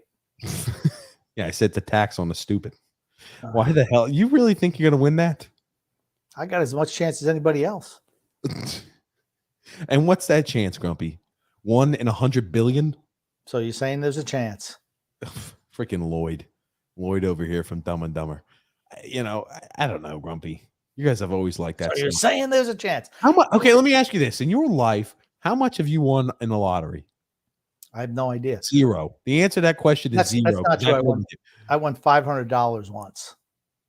Have you spent more than $500 on lottery tickets? The answer to that question is most certainly yes. Probably yes. Yeah, I don't play. No, not probably yes. Absolutely yes. Those how expensive are those Powerball tickets? You want to know the warden plays Powerball, if you can believe that. Not me. Trust me. It shocks me too with how she lives her lifestyle. It's not me. I don't do it. She does. Okay, so you think how much do those Powerball tickets cost? I don't know. I don't buy them. I don't know. $2 each. I don't know. No, those Powerball tickets are more than $2 a piece. I don't know how much they are. Maybe one thing is $2. I think. No, $10 for if you fill out 5. I think they have like 5 games or 6 games or something. You fill out the numbers. I think it's $2 a game. You fill yourself out like a little ticket. You give it $2 a ticket. Okay, fair enough. There you go. See. Okay. Like I said, I don't buy the tickets. I don't. The warden does. Tisk. And the higher it gets, the more she throws at it. Absolutely, that's what she does. Does she just start throwing random numbers on there? She'll buy more tickets. She'll pick things, and then she does a quick picks. Whatever. I don't know. I don't play it. I had to talk to the warden about that. She did let me know that it's like $750 million. Now, if I win that, I'm telling you what, I'm not doing the next podcast. You're not going to podcast anymore, really? No, I said the next podcast. I didn't say never. The next one I'm taking off. The next one. Grumpy, no. There are no days you can take off, Grumpy. I'm the only person who could take off, Grump. I work you to the bone, Grump. Get it right. Obviously. Got a comment here from Frank saying, "Did Lou wake up yet?" No, still in a coma. Well, that's funny. There actually was. Next, come on, we got a lot of comments. Move on. Hey, Grumpy, I need you to sit there and sit still for a second, because as you don't do any preparation for this podcast, some people do. There has actually been a Lou Lamoriello sighting. But you fucking bastard. You like playing around with that little mic. There has been a Lou Lamoriello sighting, believe it or not. Is there a picture? Yeah, yes, Grumpy, if you give me 2 seconds. Looky, it's Lou Lamoriello. His date looks really underaged. For him. I don't know. Maybe it's a business dinner, but that definitely looks like Lou Lamoriello. And he's over there. He's got his little head up. He almost looks like a turtle at this age. Isn't? Hold on. I'm more fixated on the girl. She looks like she's about 10. No, stop. It's an older lady. Is it? Yes. You can't see it because it's further out. Oh, yeah, she is old. Age. Yes. Yeah, she's really old. Sorry. It's not like he's out there with a 20-year-old. Jesus, man. He's not like he's out there with a 20-year-old. But Lou Lamoriello does live. He's not asleep. He has woken up enough to go out for dinner. I always wonder when people get these little pictures, how they have to do it, because like, okay, I got pop. He probably could pop a picture real quick. He probably had the guy thrown out of the restaurant. Get him out. Go up and bombard him with questions. Hey, lazy son of a gun. Who took that picture? Who took that picture? I don't know. It's the Lou Lamoriello insider. I assume somebody wow. I assume somebody sent him that picture because he's just kind of like a little joke account. But yes, Lou Lamoriello has been spotted and is alive. He's not sleeping. He at least is making sure he can get out for dinner and a nice cup or a nice bottle of glass wine, or a nice bottle of red wine with a nice candy.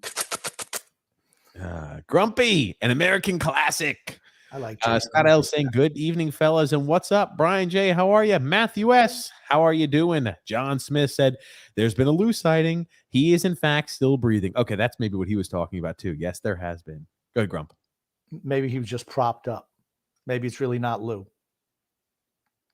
It looked just like him.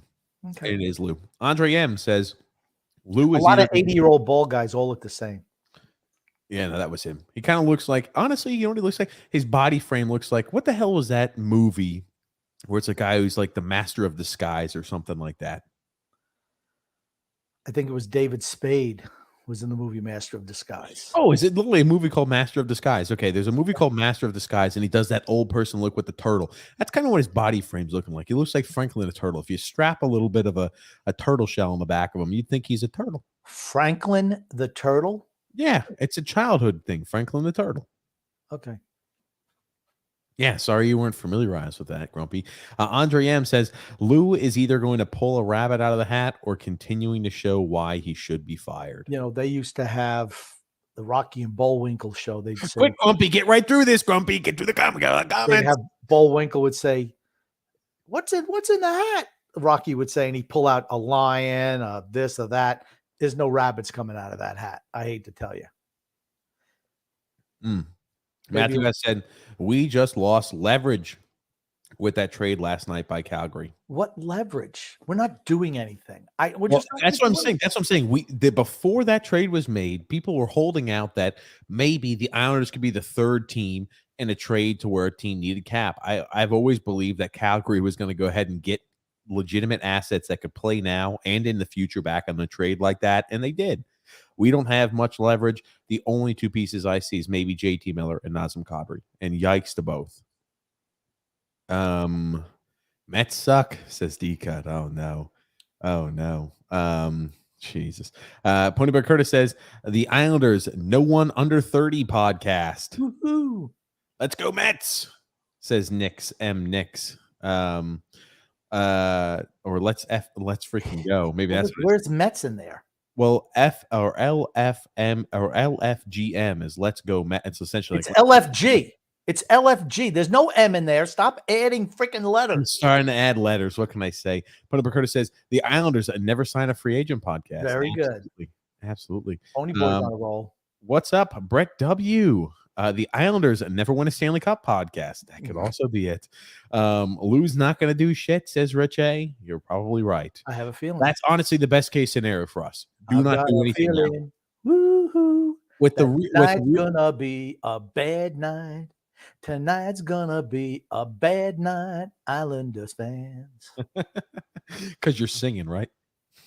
That's always a bad night. Oh, good gracious. But seriously, I want to ask you this before we get too much in the comments. Would it, with the situation, put your realism hat on now?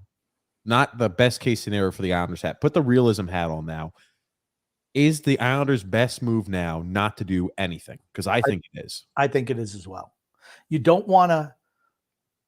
I just don't think we're one player away from being a contender. I just don't. So do you want to just say, okay, particularly not now?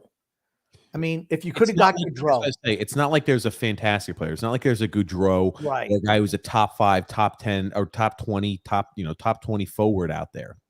I like the Romanov move. I would have loved Gaudreau, and then you add somebody else, but you got to be proactive. That's one thing Lamoriello is not. He's not proactive. He's reactive, and that's why we don't get any free agents. Yeah. You're stuck with the scraps. I think, though, best case scenario is the Islanders do nothing right now. Do not do anything dumb. Best case scenario, we do nothing, and we sign Noah Dobson to an 8-year contract now. That is best case scenario. And we start with Matt Barzal. Exactly. I want to see for this. I'm just talking about for this right now. That needs to be done. Sign him to a long-term contract, not a short-term deal. Drew L says it looks like Tkachuk got a haul from Florida. I agree. And Doug R said, if you were the owners, would you want Lou keeping his signings a secret? How does this help sell season tickets? Lou must go. That's another point. If let's say they're working and really close to a guy like Nazem Kadri, and that's going to be the big that's going to be the big splash we have this year. If you keep that a secret until the start of the season, how does that help them sell season tickets? Is right. You can sign him for anything right now. You have almost $12 million in cap space. You can sign him to any contract. You're allowed to go 10% over the salary cap in the offseason. Correct. You only have 3 restricted free agents to sign. No, it's Lamoriello. Apex Legend said, I caught my girlfriend prostituting behind my back with a guy named Lou. The only joke in this message is the guy's name.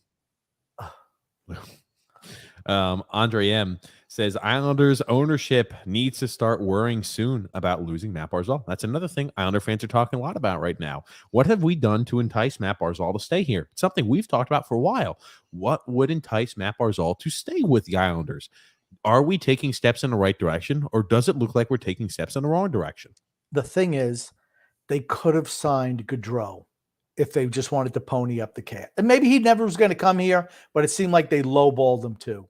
I mean, It was a mix. I think maybe he didn't want to come here, and also we lowballed him. but that's a recipe for disaster for a free agent. You want to lowball somebody, you might as well just forget it. I tell him to freaking kick rocks. Kick I mean, rocks. even yeah, exactly. Kick rock. Yeah. How did I say it, Grumpy? Kick rocks. Just kick rocks. Brett W says, "How about them Panthers?" Yeah, they did get they got Christian McCaffrey coming back, and Baker Mayfield's going to be quarterback next year. Good moves. Ponyberg Curtis says the Islanders never move the needle in a positive direction podcast. You know, it's funny. We get a lot of comments too that people who I think are first time watchers, and they'll leave a comments like, "So much for this being called the Islanders Never Say Die podcast. You guys are very negative." I'm like, yeah, and I feel like I have the same answer. I'm like, what is there to be positive about right now? With your host TJ and his friend Ricky Realism. Goodness. George P said Lou has been put into suspended animation. Defrost date unknown. I tell you what, people are rolling. They're unhappy. Yeah. Ooh, Scott L says looks like Tarasenko is out now because because Matthew Tkachuk went to Florida. Yeah, that's what people were really hanging their ability and their thought process on that. I told you there was no way in hell he was going to be traded us. None. The biggest mistake that Lamoriello has made is showing Matt Barzal that he's serious about putting a top-end talent with him on this team. That's a big mistake. Hold on. Say that again, because I really didn't understand how you said that. The biggest mistake that Lamoriello has made this offseason is not showing Matt Barzal that he's willing to go all out to put top-end talent with him on that first line. I thought I heard that to where you said that I maybe got it mixed up on mine. But yes, I 100% agree with you.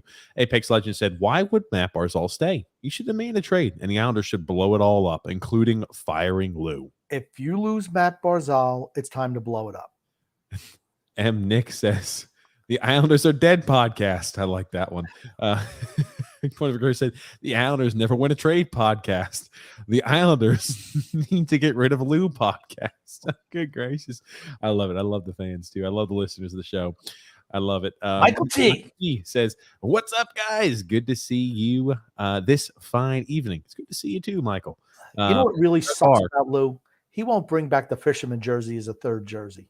That thing would sell like freaking hotcakes. And even if you freaking hate it, it's only going to be like a handful of games a year. And you get to see a whole bunch of the young fans. Because I would buy another fisherman. I've already got a fisherman jersey. I would buy an official team jersey. It didn't matter how bad the Islanders were. I'd buy another official jersey, the retro jersey, if they brought it back. Doug R. said, if Kadri is coming to the island, then Lou needs to do a trade for Barzal a la the Calgary/Florida deal.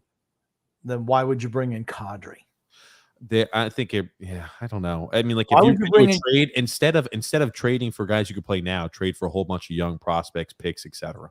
Then why would you bring in Kadri? Don't know. Yeah, I mean, unless you're trying to fill a spot where you could say we still don't want to be unbelievably woeful next year. We still need to be able to sell tickets, but we need to start building towards the future. Yeah, you want people not to buy season tickets or not to go to games. Trade the best player on your team at 25 years old and sign some 32-year-old who had a career year by far, 25 points more than he scored in any other season in his career.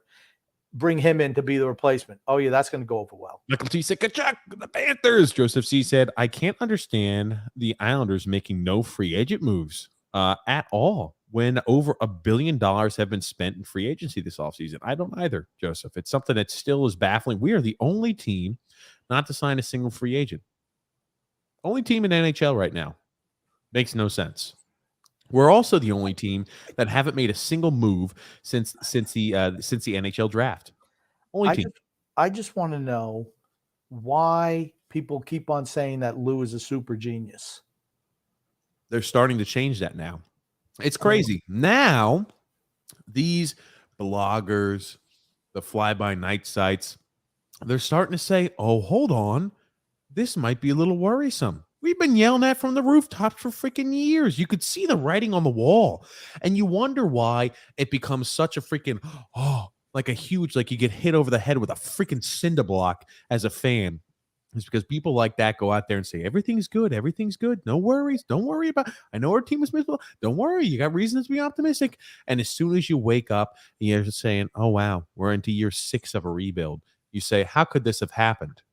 It's because people weren't calling out years before they could see, when they could see it happen. People weren't calling it out when they could see it happen. They're just saying, how can we keep things positive? Nobody on the Islanders beat ever calls out Lamoriello. It's Never. disgusting. It's disgusting. Never, ever. Like they're scared of him.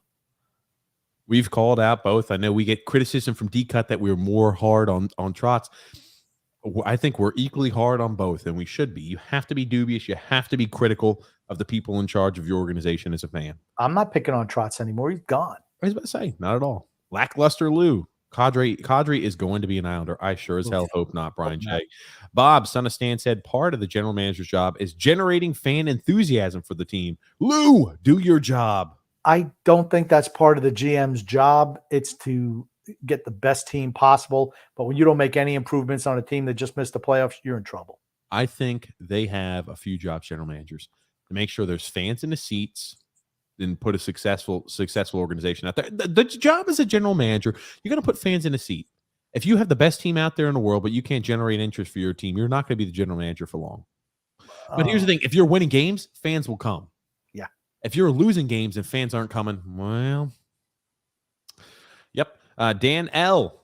I've got baby face going on the inside right now. I'm getting more and more nervous that we're going to sign Kadri, you and me both, to that stupid contract.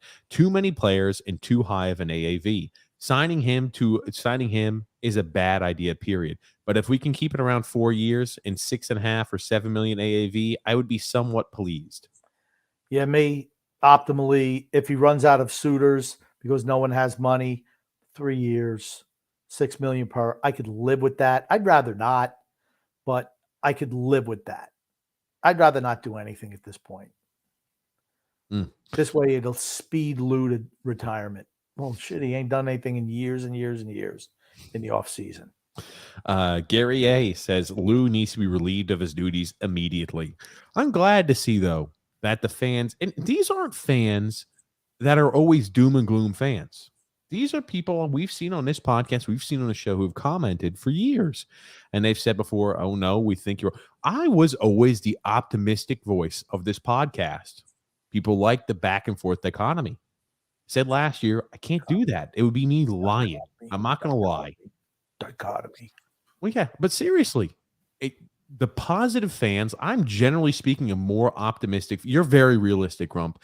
I think I'm somewhere in the middle between optimistic and realistic. And that, even the optimistic side of me said, ugh, I can't. The only time that I get excited is during the offseason before any moves are made, when I dream that dream, when I do my roster baiting podcast, when we do the roster baiting podcast, well, yeah, we're going to get this guy, we're going to get this guy. Then realism once again kicks out. We do nothing. Is what it is. Yes. Pony Curtis says, Shampoo Lou back at it again. Shampoo Lou. We need Pops on here. What is that? Doug Benedetto? Benedetto. Where are you? I have no idea who that is. Pony Curtis says, Lou, let me see what's left in the scrap heap, Lamoriello. Lou, what's a better move? Carlitos Way? What's a better movie? A movie. Carlitos Way or, man, oh, man. Carlitos Way or Donnie Brasco? I like Donnie Brasco better as a movie. Michael T says, I have no thoughts of anyone being But signed. I did like Penelope and Penelope and Miller in Carlitos Way. Saying, I have no thoughts of anybody being signed by the Islanders anymore, ever. That's that. Let's not even talk about it. Let's talk about the team we have. That's fair. Doug R. also says, yeah, I do not get your hopes up. Yeah, that's why I said don't even put an inkling or a single penny into the thought that we're going to get a guy like Tkachuk. It was never happening. Won't be disappointed then. And we were never going to be a third team in a trade for a guy like Tarasenko, just because we knew what Calgary wanted back, but people wanted to dream of other items. They wanted players who can compete now and young future. That's what you can do when you got a talent like Tkachuk. Doug R says, ever think that other general managers do not want to deal with loose bullshit?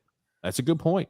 Maybe he doesn't know how to use a cell phone, and they don't have rotary phones anymore. Take that point seriously, Grump. Do you ever think that people don't want to deal with loose bullshit? You can't do this. You can't do that. Otherwise, we're going to cut you off. We're going to do this. Do you ever think about that?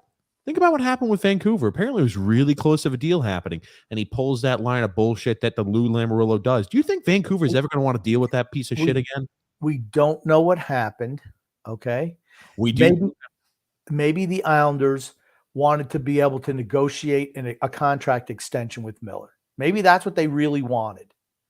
And they said no, and that killed the deal. And that's fine. I'm fine with that. I would never trade assets to get a guy for 1 year and then lose him. That's just dumb. But Lamoriello wouldn't have lost. You probably would have given him 8 years, $12 million a year for a guy, who's not worth that. Well, I seriously do think that Lou does put general managers, other teams through some additional items to where other general managers don't do that. It makes them a little less prone, I think, possibly do. I think, Doug, you might have a point there. Gary A says nobody wants to come here and be told by an 80-year-old man to shave. The Islanders and Never Do Anything podcast, says Ponyberg Curtis. Brian J says Kadri is your big signing. Ponyberg Curtis also says the Islanders have a decent hairline podcast. Never have a decent hairline podcast. That's you and I, Grumpy. Frank K says Kadri would be another Komarov on this team. Barzal is gone. The Islanders won't match whatever top offer he gets from another team. Oof. He's not going to be restricted. No one's going to sign him as a restricted free agent. No one's going to do that. He'll just say, I want 1 year. I'm just going to sign a 1 year deal. And that's when you move him.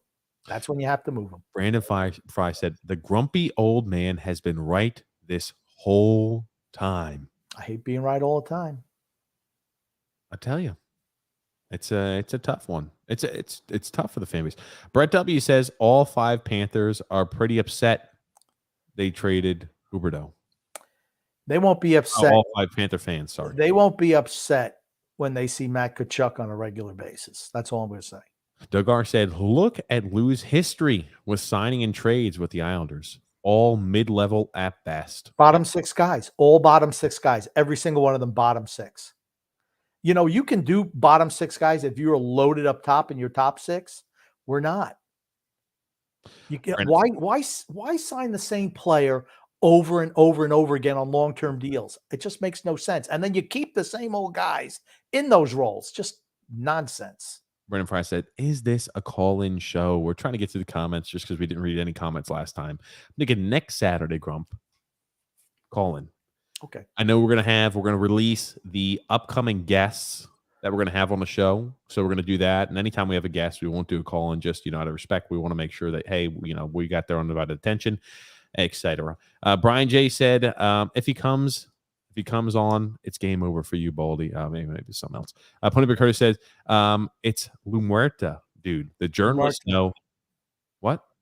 Lumerta. Yeah, Lumerta is what I said. Like Omerta, like the mafia.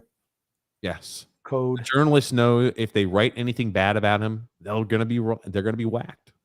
I just think they're intimidated by him.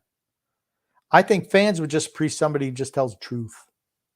Mark A said Kadri will be overpaid. Yes, he will. And I do not want to be the team on that contract. Absolutely not. Absolutely not. Here says, where's Tony Cheese at? I don't know. I'm sure he's here somewhere. Lurking in the dark corners. Michael T says Cizikas is going to be moved up and play on the top line. I know that's a joke.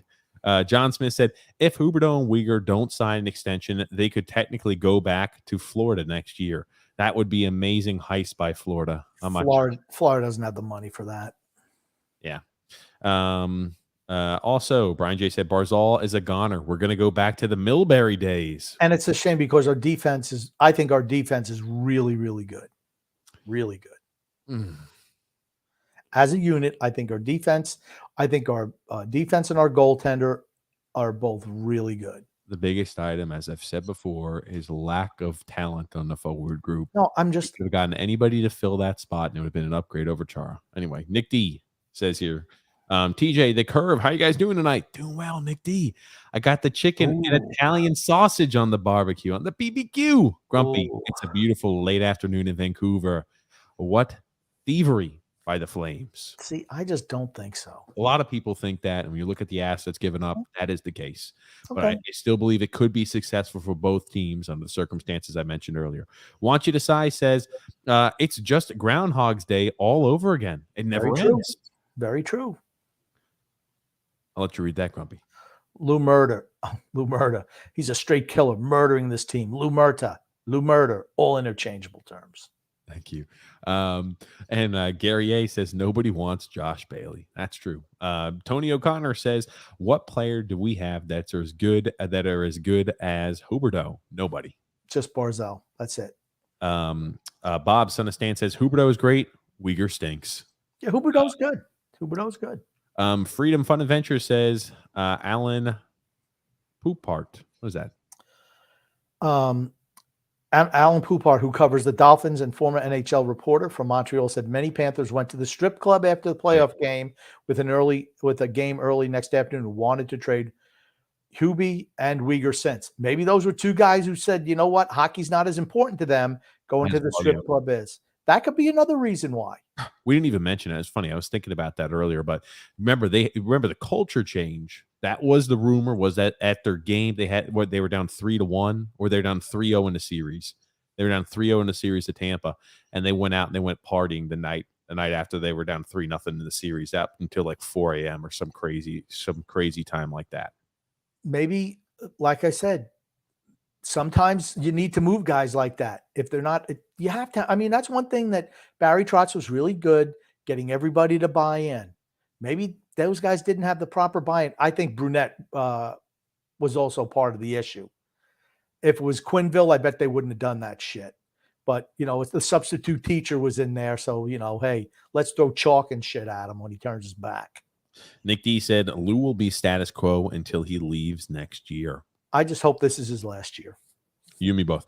Punterberger says, boys, let's move Clutterfuck. He's 3 years left on the contract. Is yikes. No, 2. He just signed a 2-year extension. So, but the whole thing is, why? It was unnecessary. Why? Again, why? It's foolish. Casey last year, Clutterbuck this year. Why? Matthew S. said, I disagree. I think Florida did great in this deal. Huberdeau is an unrestricted free agent after next year. Yep, I agree. Brandon Fry says, the equivalent of us trading Matt Barzal, Scott Mayfield, William DeFore, and a first-round pick. Would you do that deal? Hell no. Yeah. Here's the thing. He would walk. He didn't want to play in here in New York. Yeah, but he signed an extension before that trade was made. Doug R. says Calgary has to sign Huberdeau and Uyghur. Yes, they do. I agree. I think Calgary got underpaid, says Matthew S. Okay, we got a good back and forth over there. Ponyberg Curtis says the Islanders never wait more than 30 minutes to take a piss podcast. Tony O'Connor says Lou should be calling up Calgary to try to acquire Hobby. So Huberdeau first. And Huberdeau for a first in Bavillier. Why? That's not happening. I'm trying to. Maybe I misread it, but that's it. Dave C says, "Will we ever have another Ziggy Palffy?" Absolutely. He was a good player on a shitty team. Okay. You think we're going to have a legitimate winger like Palffy? Palffy was never a generational talent. Never. The guy's been one of the best point producers we've had in this team. What, the last 30 years? You're going to try to tell me we won't be capable of getting a Ziggy Palffy? Ziggy Palffy. Name a player that's been better than Ziggy Palffy since Ziggy Palffy's been with us on the Islanders. But that doesn't mean that we would never be able to get one. I don't think he's not Mario or Gretzky or Bobby Orr or Bossy. He's freaking Ziggy Palffy. We haven't had a player of his caliber since he's left. Well, that doesn't mean you can't get one. And the style we play is not conducive to generating a Ziggy Palffy. If you change, yes, we'll be able to get another Ziggy Palffy. Yes. Shit, I guess Ziggy Palffys must grow on trees. I'm not saying this year, but yes, we'll get one. Christ. If they change the system and you go after different players, we'll absolutely have a Ziggy Palffy on this team. Doug R said it's only good for the Flames if they can sign back the two big guys. Yep. Punterberger says the Islanders and Never Grow a Beard podcast. Ooh. Scott L says I'm gonna miss Tkachuk going against Zach Cassian, even though Cassian was traded. Yeah, the battle for Alberta isn't the same, at least with the feist that it used to have. Punterberger said Florida moved about $9.5 million off of their salary cap. And they have cost certainty going forward. They would not be able to sign both those guys next year. That's true. Michael T said Florida is garbage. They overachieved and failed miserably in the playoffs. I think it's more culture, and they got to change that up. Yeah, got there. And they signed Tkachuk to exactly a $9.5 million kind of a smart deal. Yeah. Yep. They want to open up the phone lines. We'll get it next weekend. We want to get through comments this week. Michael T said Lou made the move for Romanov, so that shows that at least he's trying. No. Yeah. I mean, I think the Romanov move is a good move. And if we find that he's the perfect partner for Noah Dobson, it's a really good move. You needed to do something in free agency. You needed to really swing for the fences. And it just doesn't seem like we ever do. That's all. Hornberger said, and bring on Nicole Sherman again. She's the best S you guys have had on, and way more of an inside hand than the janitor Baffy. Oh, no. That guy's a bum. No, I wasn't going to read that at the end. No. Why? That's what it said. Why don't you read the whole comment? Okay, Like, you one of your pals? Come on. Yeah, I like everybody. I would not read it about any of the guys. Everybody you have on this podcast, I like. When there's negative comments about me, you've never stopped reading. Matter of fact, you read it over and over and over again. Leave some negative comments about Grump. Every negative comment you could think about, start leaving them in there because we're gonna make sure we read every little bit of it. But no, we're gonna have Nicole on. Yes, we're gonna be kicking off the off season in full swing. Brett W says here, we don't have anybody close to a guy like Huberdeau. That's true. Pony Curtis says, Grump, Goodfellas versus The Departed. Which is better? Goodfellas. Even though I enjoyed The Departed. Pony Curtis says, which Tkachuk is better, Brady or Matthew? Matthew. How about I say Matthew? I mean, probably Brady's younger though, right? Keith was really good too. Brady's young though, right? Yeah, but only I think by a couple of years. He plays on a shitty, miserable team. I think Brady. Matthew Tkachuk's a better player than Brady Tkachuk. Better player. Corey Perry's the ultimate cuck. Oh wow! I don't even know why that is, but someone will have to give the inside. Because he loses in the finals every year to somebody else. Is that what it is? Okay, gotcha. I didn't know if it was something personal in his life that made him that. Michael T says, "Who cares about the Tkachuk trade? Oh my God, it's done. It's over. What's the point of analyzing it? Because it's the biggest trade this offseason." Michael T. Matthew S says, "Florida is going to be really good. They just need their defense and step up a bit." Absolutely.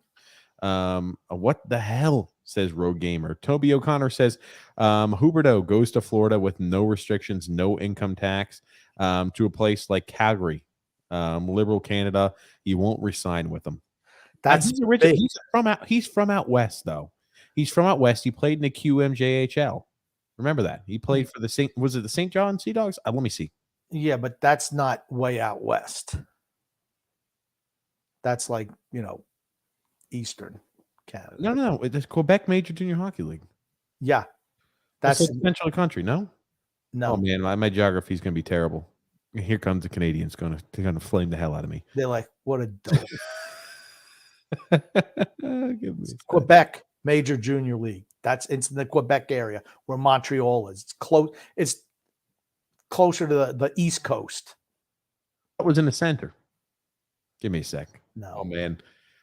Buddy. No reason to expound on your failure. Just you failed again. Just move on. Oh my God, yeah, I'm way off. I obviously didn't learn.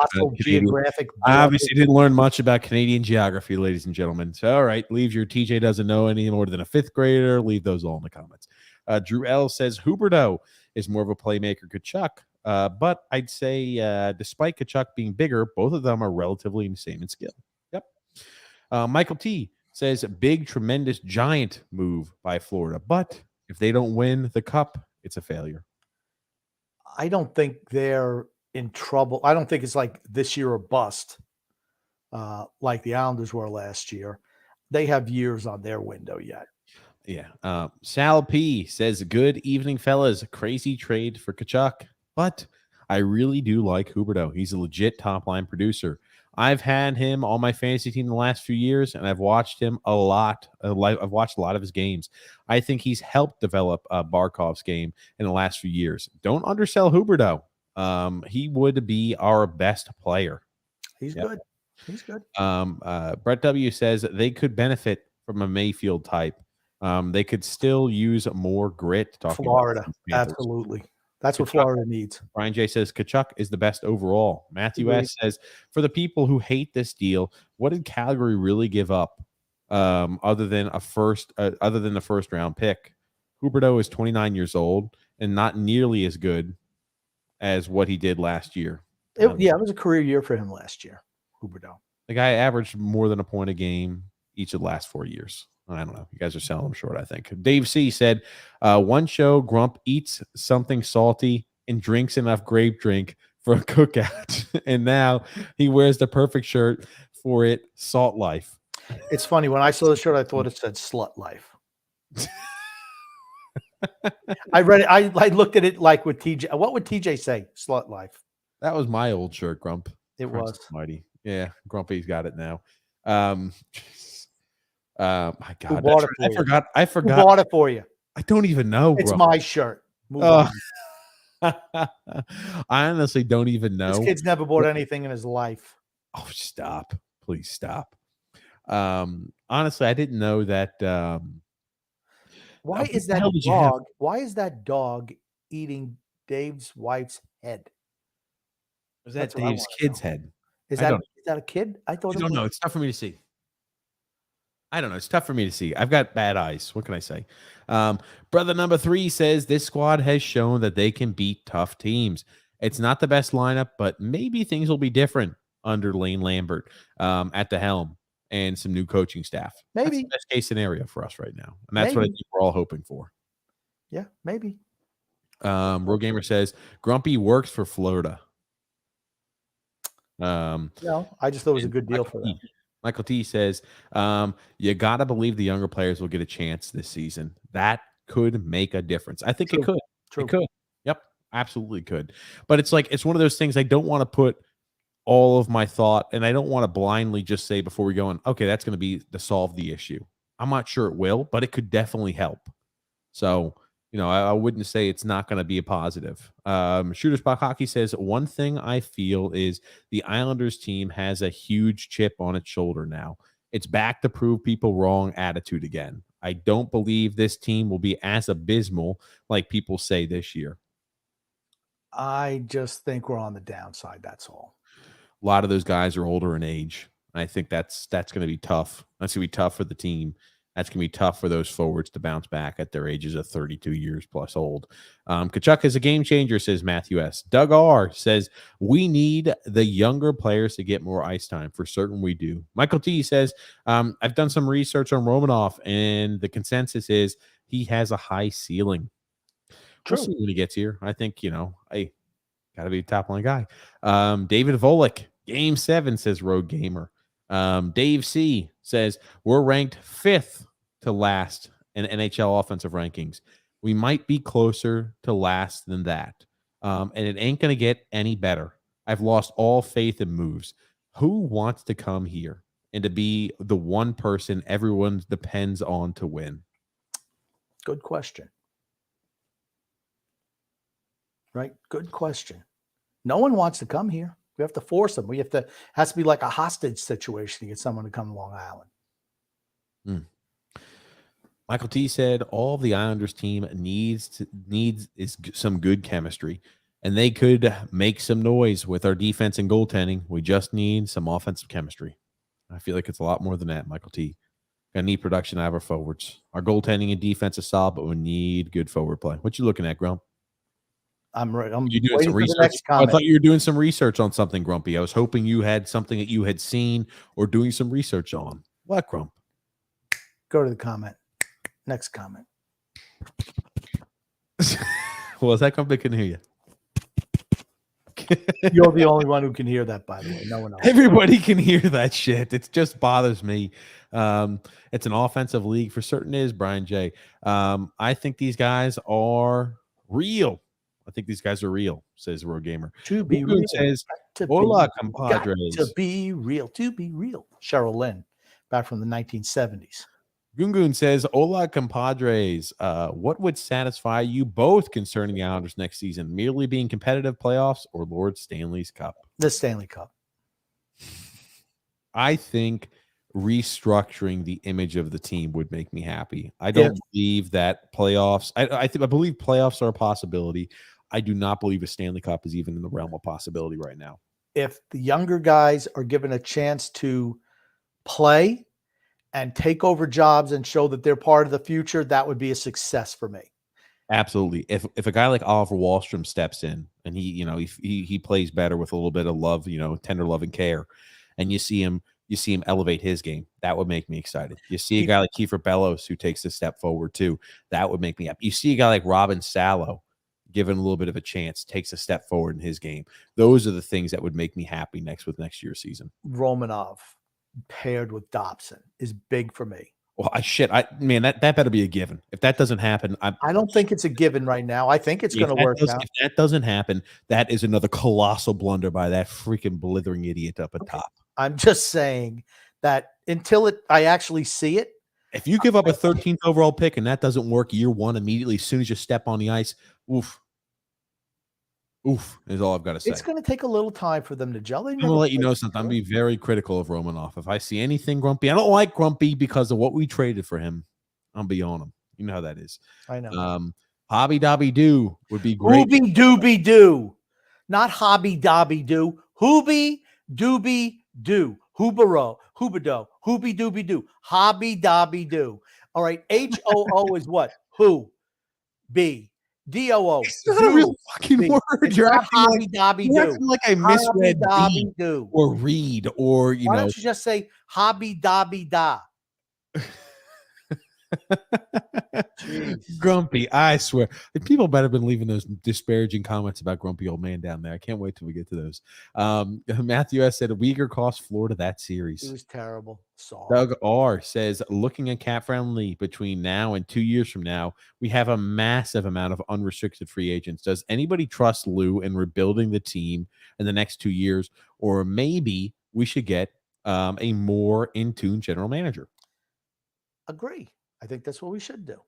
Bring a young guy in, let him train underneath Lamoriello, and goodbye Lamoriello at the end of this year. Michael T says the goal should always be to make the playoffs because once you get there in the playoffs, anything could happen. Goodbye Lamoriello Road. Matthew S. said, completely agree.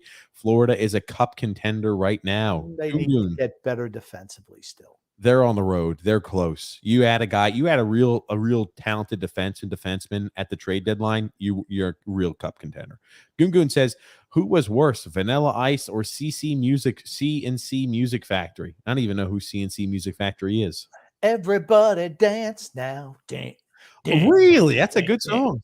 Yeah, I like that song. And I like the Vanilla Ice song too, whatever the hell it was. Vanilla Ice, baby. Vanilla Ice. I like the song. Here's the thing. I don't think, here's the thing. It's not even, you don't even have artists anymore. It's just, hey, that's a good song. That's a good song. We're talking about Drake's an artist. Who? Drake. I never heard of him. You've heard of Drake. I've heard of Drake, like Drake cakes. No, you've heard of Drake before. Get the hell out of here. I've heard of Drake too. I couldn't tell you anything he sung. He sung a lot of good songs. Come on, Grump. Anyway, Hostile Takeover says losing Uyghur is huge. He's your number two defenseman is Forling, and 3 is Gudas now. That's going to be an issue, says Hostile Takeover. Yeah, but you can still make a move for another defenseman. You didn't need Uyghur. People look specifically at what he did against Tampa and say, oh, well, he's not a great defenseman. He had a bad series. He's not a great defenseman. People also could have said the same thing if they looked at how Devon Toews played in his first playoff season run. I will tell you this again. Florida has to learn in the postseason to walk before they crawl, before they run. They hadn't won a freaking postseason series ever, Grumpy, in the history of the team. Besides the 1 year they went to the Cup, this is their first time winning a postseason series in over 27 years? They weren't going to come out there and win a Cup first year there, Grump. Come on. A lot of years. I just said that Uyghur is not a great defensive player. He's not. He's not. He doesn't play defense. Brian J said Arizona has a better offense. Oh, wow. Yes. That's a bold Rob statement. G said, "Go Islanders." Who are we gonna get as an offense for an offensive player? We had a lot of puck luck to make it to the semifinals. Maybe Homelander is going to fly and just crash some planes as they go from city to city. That's our only shot. Goon Goon says, "Do the Islanders provide the most value for the fans' entertainment dollars?" Oh, now that he knows that's not true. He knows the answer to that question. Yeah, that's not. It's Dude, not. I like it, Grumpy. I'll let you, Grumpy. What do you think about the fans' dollar? Is the hard-earned dollar of the Islander fan, and do they get most bang for their buck? I'm going to say on the resale market, absolutely, like $8 for a front row seat. Yeah, that's pretty good bang for your buck. I'm going to say yes to that. How about only on the resale market? How about the season ticket holders? You think the season ticket holders are getting the bang for their buck? It depends on if they like to spend a lot of money on arena food, like the Shack Burger, whatever the hell they sell. I'd be honest with you. If I was a season ticket holder, let's say even if I was a season ticket holder for 30 years and I was like, oh man, it's just been in my family for years and years. There's no way in hell I could live freaking on top of the arena. I'd be like, there's no way in hell you can convince me to pay that type of money to go to this season's games. No way. Yeah, well, if you had season tickets, you might think a little bit differently, particularly if you've gone every year for years, you would do it. Just part of your budget. No freaking way. Doug R said Phil Kessel is still a restricted free agent. He'll be 35 at the start of the season. Lou is about to sign him to a 5x5 deal. Maybe. No. Being facetious, of course, as well as his Doug. Dave C said, if we need to move roster spots to get somebody, why not start moving now? Get rid of Bailey. Fire him and his mom. Maybe buy him a vacation on some lonely island and pay the locals to keep him there. No call, no show is immediately fireable. Immediate fire in my books.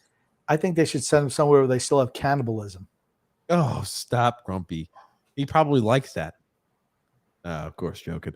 Michael T says Lou is not going to make any moves until maybe during the season. And that's what I'm going with. Yep. Doug R says, why would anybody want Kadri on this team as is without trading Matt Barzal? Why would you want to trade Matt Barzal? People are here's the thing. People now are thinking if we trade Matt Barzal, we just saw what Tkachuk got. We can get a whole bunch of value. We can get a whole bunch of picks, young prospects.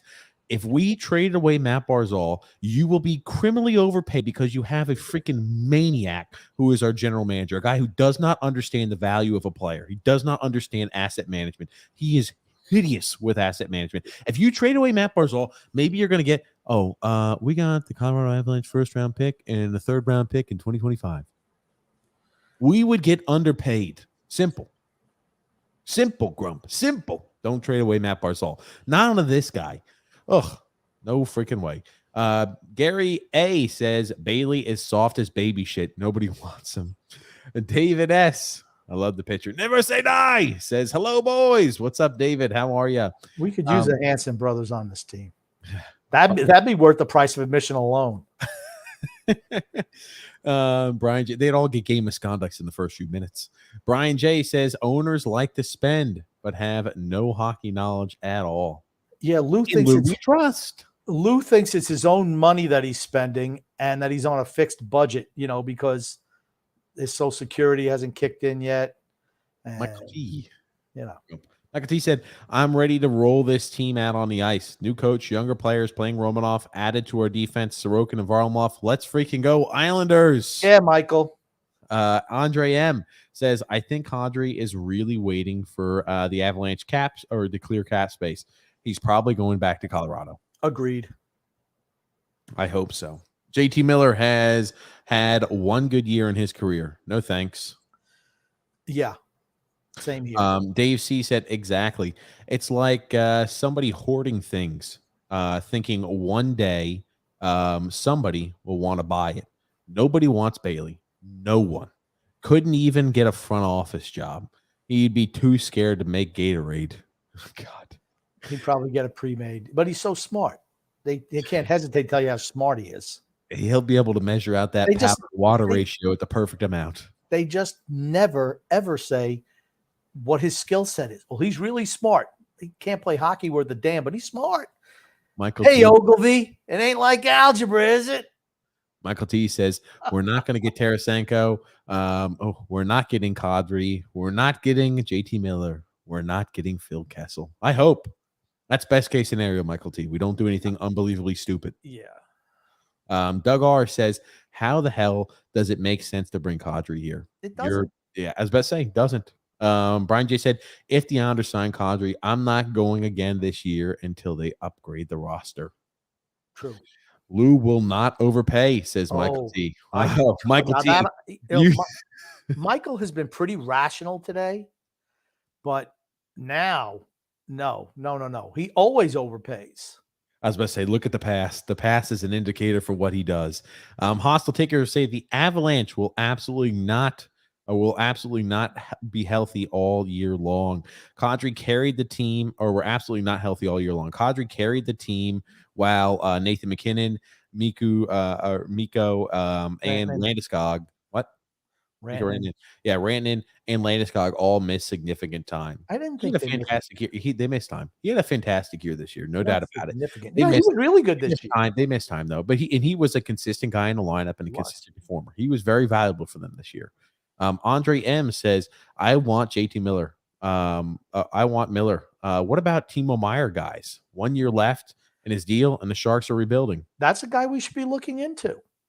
Those are the type of guys you need to look at. What's his contract? 10 million or something? What's his contract at? No, I don't think it was that much. 10 million. No, his contract was not 10 million. It was 50. 50 million. 6. I'm just kidding. Okay, it's 6. Yeah. I don't know why the hell I'm thinking it was 10. I don't know who I'm mixing it up with on the Sharks. The Sharks handed out bad contracts left and right, so I don't know. Maybe I conflated the two. Hurdle's got the 8.1. Oh, Eric Carlson's still at 11.5. Oh, Mark Eduardo Vlasic, 7 million per. Jesus Christ. Trade Casey Suzuki, says Doug R. He's got no value either. They made sure of that by signing to a 6-year extension. Oh my God. Scott L says, now that he has nobody left in free agency, they'll overpay and give Kadri too much term like they did with Ladd. That's what I'm afraid. A reactionary move. Want you to decide, says God, of all names that were out there, Kadri is at the bottom of the list. I'll read it again. God, out of all names that were out there, Kadri is at the bottom of the list. Brian B says, Kadri is a waste of money. Sign him. The team is even in worse shape than it is now. Andre M says, I don't think Barzal wants to extend Grumpy. We'd rather wait. If I'm him too, I'd rather wait. Yeah, I don't blame him, but as management, if he doesn't want to extend, move on. You cannot have another. You cannot be Tavares again. Matthew S says, how did it work out for Calgary getting Gaudreau this offseason? Well, it would be getting Matthew Tkachuk because you still would have 1 year of restricted free agency left. So it would be like a Tkachuk. Holy crap, Grumpy. What I'm saying is you need to move an unrestricted guy when he gets into the free agent. You got to move him. We got a lot of comments, Grump. There you go. We got a lot of comments, Grump. A lot of comments. Lita said he needs to be fired immediately. Pac-Man says, is Barzal allowed to re-sign at this point? Yes, he can. He can re-sign going forward. And Kadri makes this team worse. I think so too. But I mean, at a cheap price, as long as you're not overpaying for him. Dave C says, we are in nowhere close to being put over the top, Grump. Kadri ain't doing it. We need 2 shooters and even to get to the playoffs. Barzal is gone for sure. And after that, we need 4 players to get over the top. Over the top being playoffs. I agree, Dave. I was just trying to lay out a scenario where it would be economically feasible to bring him in because Kadri's he's better than Anders Lee. Okay, we're not moving that. We can already say that we're not moving a guy like that right now at the point of the offseason. Don't even bother wasting time with it, Grump. What you think right now there's suitors for guys like that? I wasn't going to say move Anders Lee. I just said he's an upgrade in talent. That's all I was saying. He's an upgrade in talent, and I was trying to explain. I'm not giving him a big long deal, but if something is manageable on a short term, yeah, why not? Brian J says Lou is never getting fired. Best bet is retirement. I'm hoping at 80 plus he's looking to retire sometime soon. Hostile Takeover said if the contract is 4 years, $7 million, he's going to go back to the Avalanche. Then see, that's fine. Let it happen. Stop, Grumpy. He's a wasted. He's a waste of money. Talking about Kadri. JG says, you know how Ledecky is a man of the people. What happens when the Islanders do nothing? What does Ledecky say when mingling with the fans at the game? Well, he won't be. He'll say, in Louis trust. No. What's going to happen is you won't see Ledecky out very often. It's really tough if you're the owner to be out there still in the public eye when your team is just getting absolutely freaking rolled. How many times did we see Ledecky last year at the end of the year? Maybe people tell me, oh, I saw him all the time. I didn't see him out there riding the Long Island Railroad anymore last year. Did you? No. None of those little videos. And again, I probably have the geography messed up because I never lived on Long Island. I'm not even sure how to pronounce that. SWZLY Swilzy says Kadri would help, but Swizzly. I think Swilzy. I like that one better. The way you said that. Kadri would help, but not sure he would fit. Yeah, he would help, but you're going to overpay the hell out of him. It's bad down the road. And you're right. I don't think the fit's there. Center's not a position of need for us. We're going to have to trade away a center. Ugh, I don't know. I just think of the nightmare scenario of him multiple years into that contract. And I just kind of want to. I just want to salute Swizzly for best name of the podcast tonight. I can't pronounce it. Swizzly. I need to know. Swizzly. Swizzly. Brian B says, rather sign no one than Kadri. You and me both. Gary A says, JT Miller isn't any better. He will be like a Jean-Gabriel Pageau. Pay a guy $7 million to put up more than 40, put up or more of 40 points. I think he's better than Pageau, but again, I mean, he's okay. Is he a difference maker? Toby O'Connor says, no way they sign him. I'd rather just roll as is. Pac-Man says, I don't want Kadri at all, but it would be almost worth if they dumped a couple of their forwards to make room for him. Get rid of 2 bad contracts for one. They probably moved Barzal and Bavillier. They'd move Bjorkstrand. They moved Bavillier and somebody else. It wouldn't be terrible contracts. They'd be minimal contracts just to extend shitty contracts because Kadri will get a long-term contract. John Smith said, if we get Kadri, which forward gets moved? We're not getting Kadri. It doesn't even matter. Oh, shit. It'd probably be Bavillier. So a guy who's on a young guy who's on a manageable contract. That's the type of moves we do. Yep. Hostile Takeover said, in my opinion, if the Avalanche would be willing to move JT Compher, that's what I said. I thought they were going to move. It'd be a good to fit in Kadri. They would not be willing to move Gerard to do so. I don't think so either. I think they'd be willing to move Gerard. Move Gerard. Just move up by him. Yeah. I think they'd be willing to move Gerard. I think they'd want to keep Gerard. He's on a manageable contract. He's a good deal on that. It's $5 million. Compher makes enough to free up enough space. The other kid is on an entry-level deal and is just as good. Okay. Let's move on. He's better. Joseph C. Oh, fucking vastly superior. Yeah, there you go. Hall of Fame talent, right? Joseph C. said Kadri is coming off of a career year. He will never duplicate that success again. Written all over him. Yep. Alex K. says Lou is like Belichick without Tom Brady. Not so smart now, eh? Nope. Very true. I tell you, Alex must be bred from the same cloth as you, Grump, because not only is he talking about that, but he also used a Belichick Brady reference. My God, grumpy old man. I know he got excited hearing that. Doug R says 37-year-old Louis Erickson is an unrestricted free agent. Hey, Lou, is that your type of guy? Oh, man. Michael T says, what a bad deal for Vancouver when that was signed. Yeah, Michael T says Kadri doesn't fit. We need wingers for Barzal, unless you're going to put Barzal on the wing and put Kadri playing center. Yeah, no, don't want that. Dave C said, where's DB Cooper? Have you seen the new documentary on Netflix? Yeah, what was the name of that show where they Last Chance U? Yeah. DB Cooper, defensive back Cooper was out there. He was. Rob G said, when will the Islanders make a move? WTF. No time soon, buddy. Unfortunately. A Freedom Fun Adventure says, weird is Mangiapane, who scored 35 goals on limited ice time, also wants out of Calgary. put him at left wing, and a tough 24 goal scorer in Tanner Janot at right wing. Bailey, send him to China. Good gracious. He's a restricted free agent, so Michael T says, I don't want Kadri. Lou doesn't want Kadri unless he comes here cheap. So the Islanders are not getting Kadri. Okay. There you go. Alex K said, Lou is so smart. No move is a move. Now I get it. All right, it's just an invisible move. Oh, goodness gracious. Michael T said, oftentimes the best move you make is a move you don't make. Well, right now, yes, the best move they could make is no move.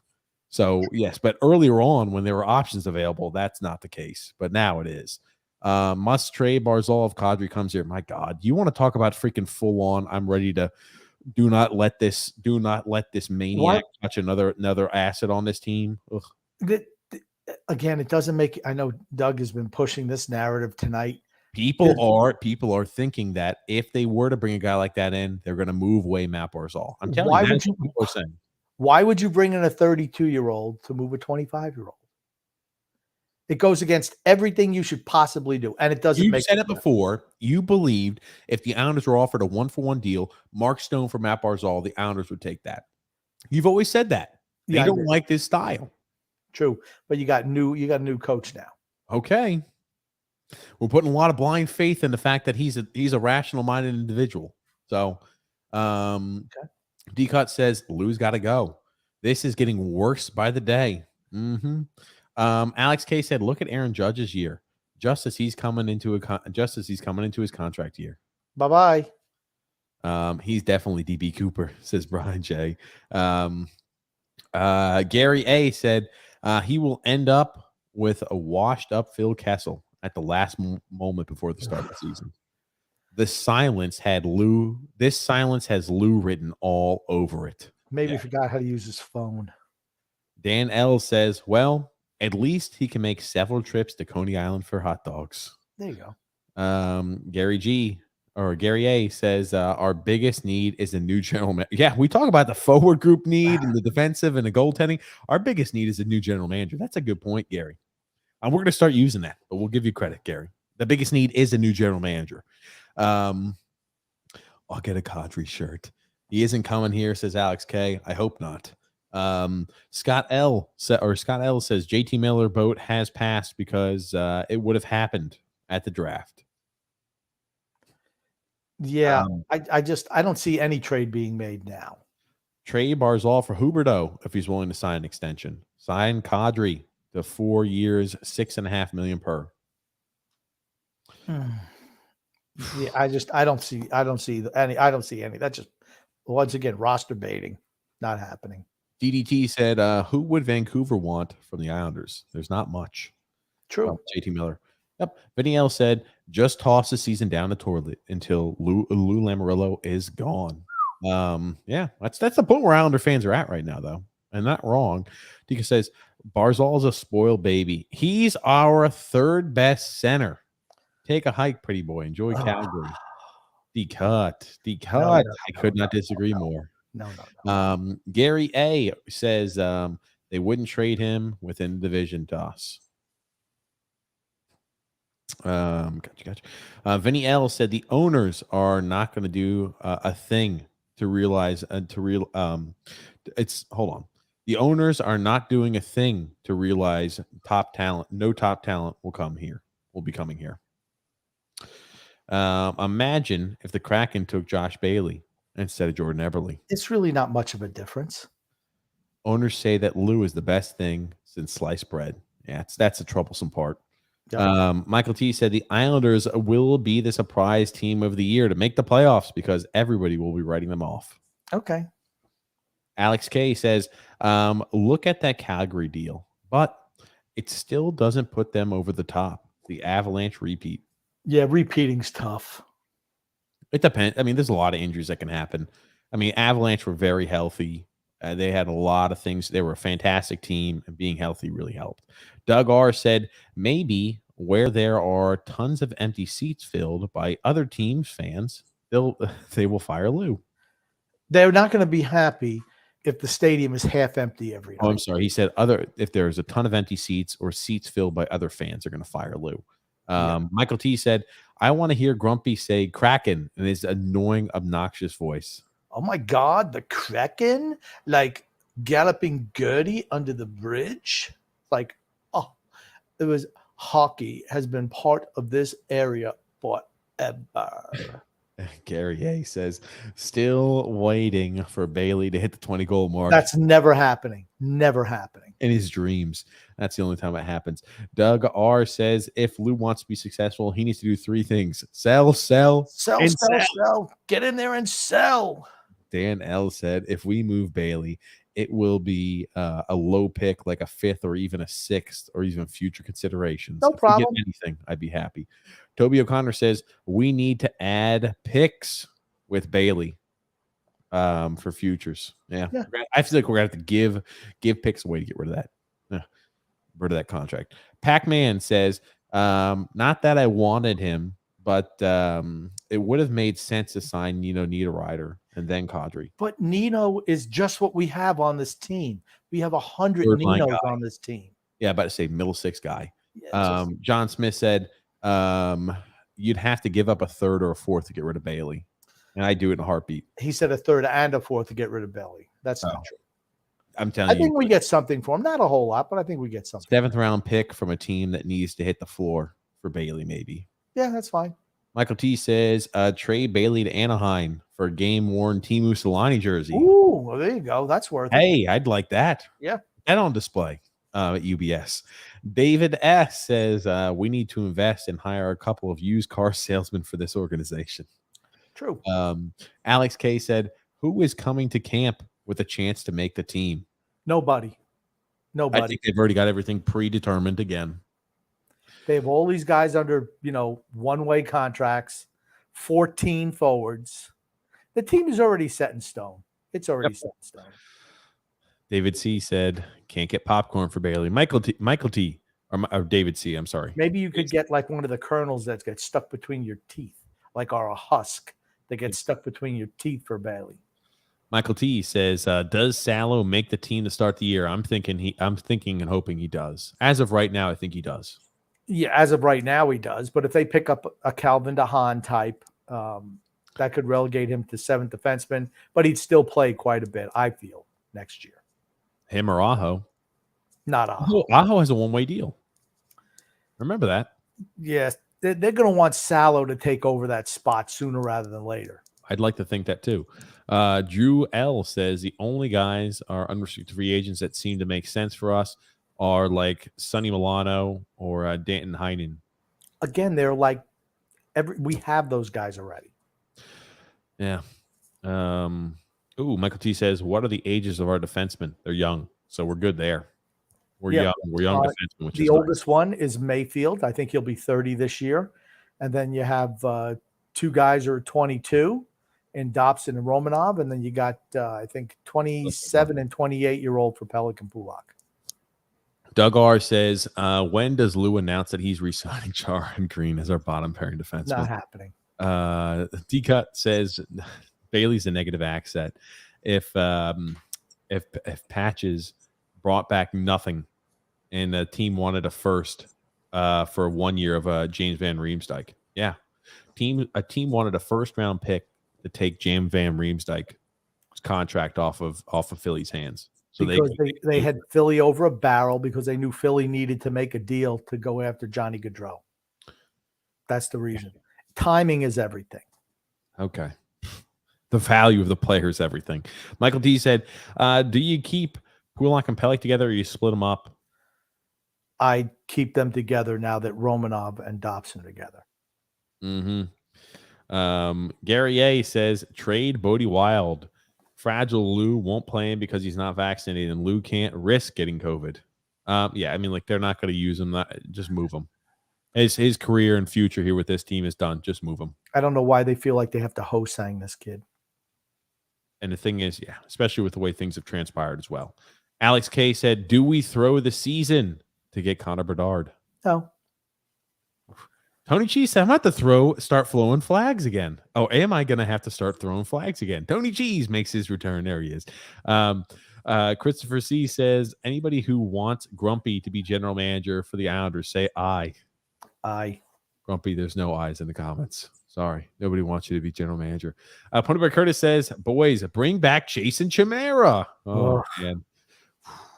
That was a guy to get you to the cap floor back in the day. Alex K said, saw one mock draft. We picked 17th. We're already looking at next year's draft, isn't that?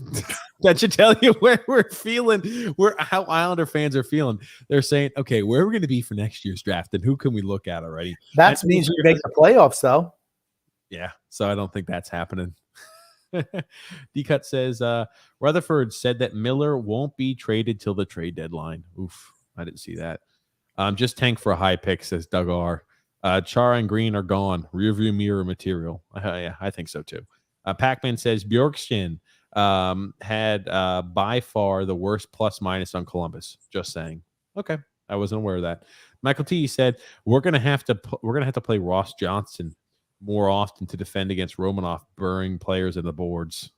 Maybe gonna have to stop all the fights. Tell me he's not better at this stage of his career than Matt Martin. I agree. Drew L says Bjorkstrand really was the only good in 2019 when Panarin was on his line. Okay. Brian J said buy the Islanders and hire Lou or fire Lou and hire Frank if you win the Powerball, Grumpy. Okay. I don't think I'll have enough. Brett W says he's gearing up for a Porky's marathon on Netflix. Hurry up, TJ. Move on. Oh, man, I like Porky's. I saw Porky's when it came out in theaters in 1983. Doug R said, 83.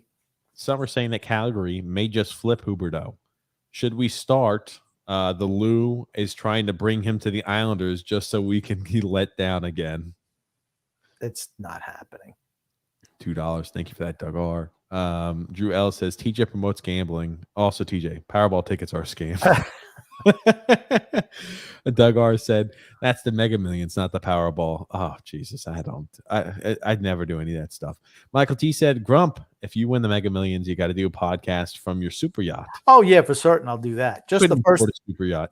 I got to make sure. I have to make sure that I had that money in the bank. First of all, I'm taking the early payout because at my age, I'm not.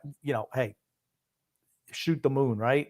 So I'd have to wait till I had that money in my bank account and then watch out. You couldn't afford a super yacht with that money. Yes. Anyway, $750 million. Even after the early payout and taxes, it's probably going to be 200. No, you'd have more than that. If it's an early, what's the early payout? How much? It's usually like half, and then you got to pay half. Don't take the half. What are you, Grumpy? Okay. If you're hypothetically winning that, no. Grump, what do you mean? You did half and then paid it. Man, do you understand how expensive it'd be to fuel up? Have you ever seen, like at the docks, how expensive it is to fuel up those super yachts? Maybe I get a private jet. Oh, good gracious. And fly where TJ lives and just piss out the windows as I drive over his house. Piss on me as I'm waking up in the morning going to work. Alex K said, I don't think they pick anybody. Let's see what happens at camp. Yeah. Pac-Man said, I want to feel the pulse of the people, says Grumpy. Gosh. Lou's busy making NFL trades, says David S. Epstein's Island is where Lou is. Pizzagate Lou. And then QAnon Lou. Good gracious. Man. Brian J says he didn't shave him, or he didn't shave. Get him out of here. Alex K says Lou is working his DraftKings roster. Oh God. It's better than the Islanders roster, that's for certain. Joel said, I think this podcast is the most amount of energy Grump has put out there since a time where he yells at the bottom six grinders. Grinders. Oh, my goodness gracious. Dave or D-Cut says, thank goodness the human ambient Phil's facts isn't boring us tonight. Oh, no. Lou does look like Franklin the Turtle, says Ponyboy Curtis. Thank you. Loose change Lou, says Tony Cheese. Drew L says Grumpy is a lot of 80-year-old bald guys look the same. True. Oh my God. Me. That's you, Grumpy. Good gracious. Brian J says looks like a Squirtle from Pokemon. A little bit. Maybe that's what they should. Hey, Lou, did anyone ever call you Squirtle by mistake or Franklin? Nick M says, not a bad collection of forwards. The defense needs another addition.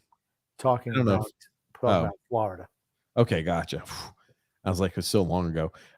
Brett W says, wasn't Master of Disguise the other SNL guy who played like the church lady?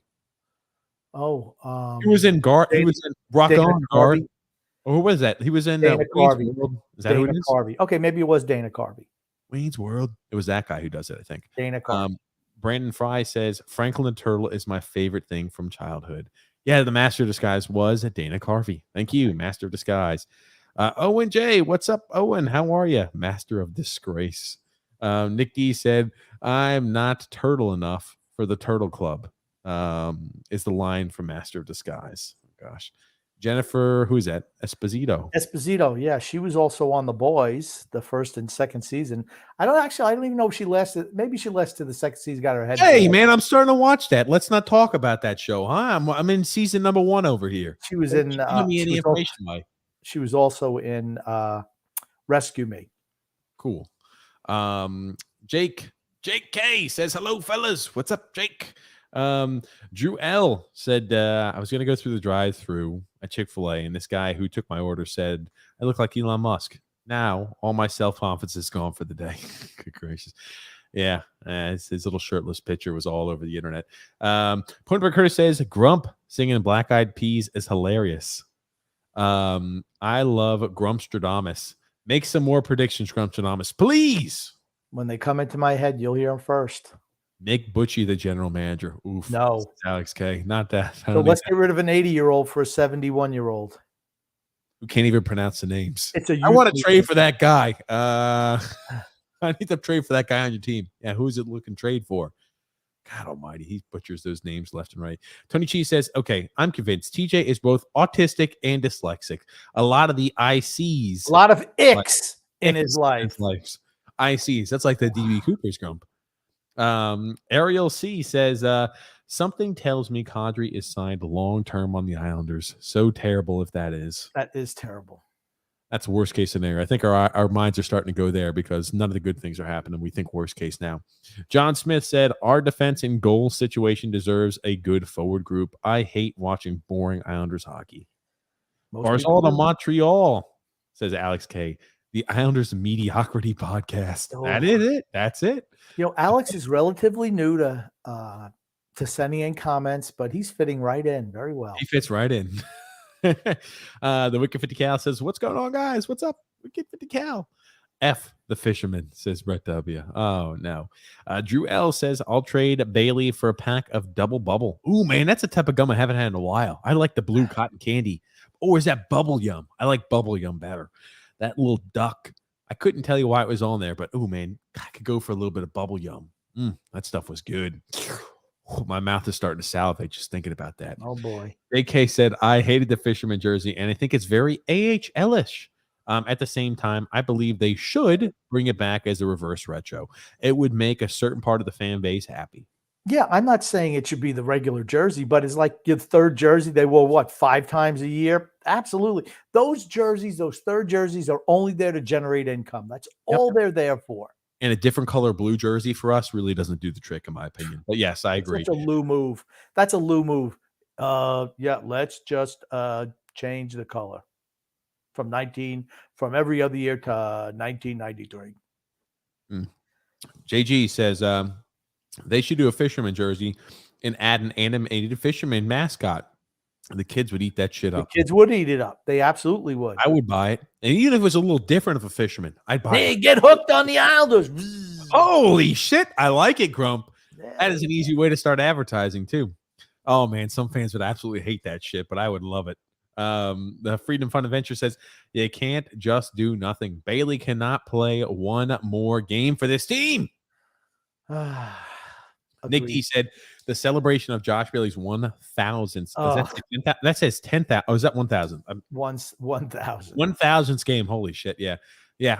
Honestly, though, we will do a podcast or a live stream his 1,000th game. We'll talk about how he sucks. We'll have to talk about only good things we could say about Bailey. Typical Josh Bailey game. That is going to be the objective of that podcast. We cannot say anything bad about Josh Bailey on his 1,000th game. Oh, man, that would be like a challenge. It's like I don't know if we can do it, but we're going to try. It's very easy to do. He's so unnoticeable. You won't even mention him all night. who's that guy out there? Oh, hold on.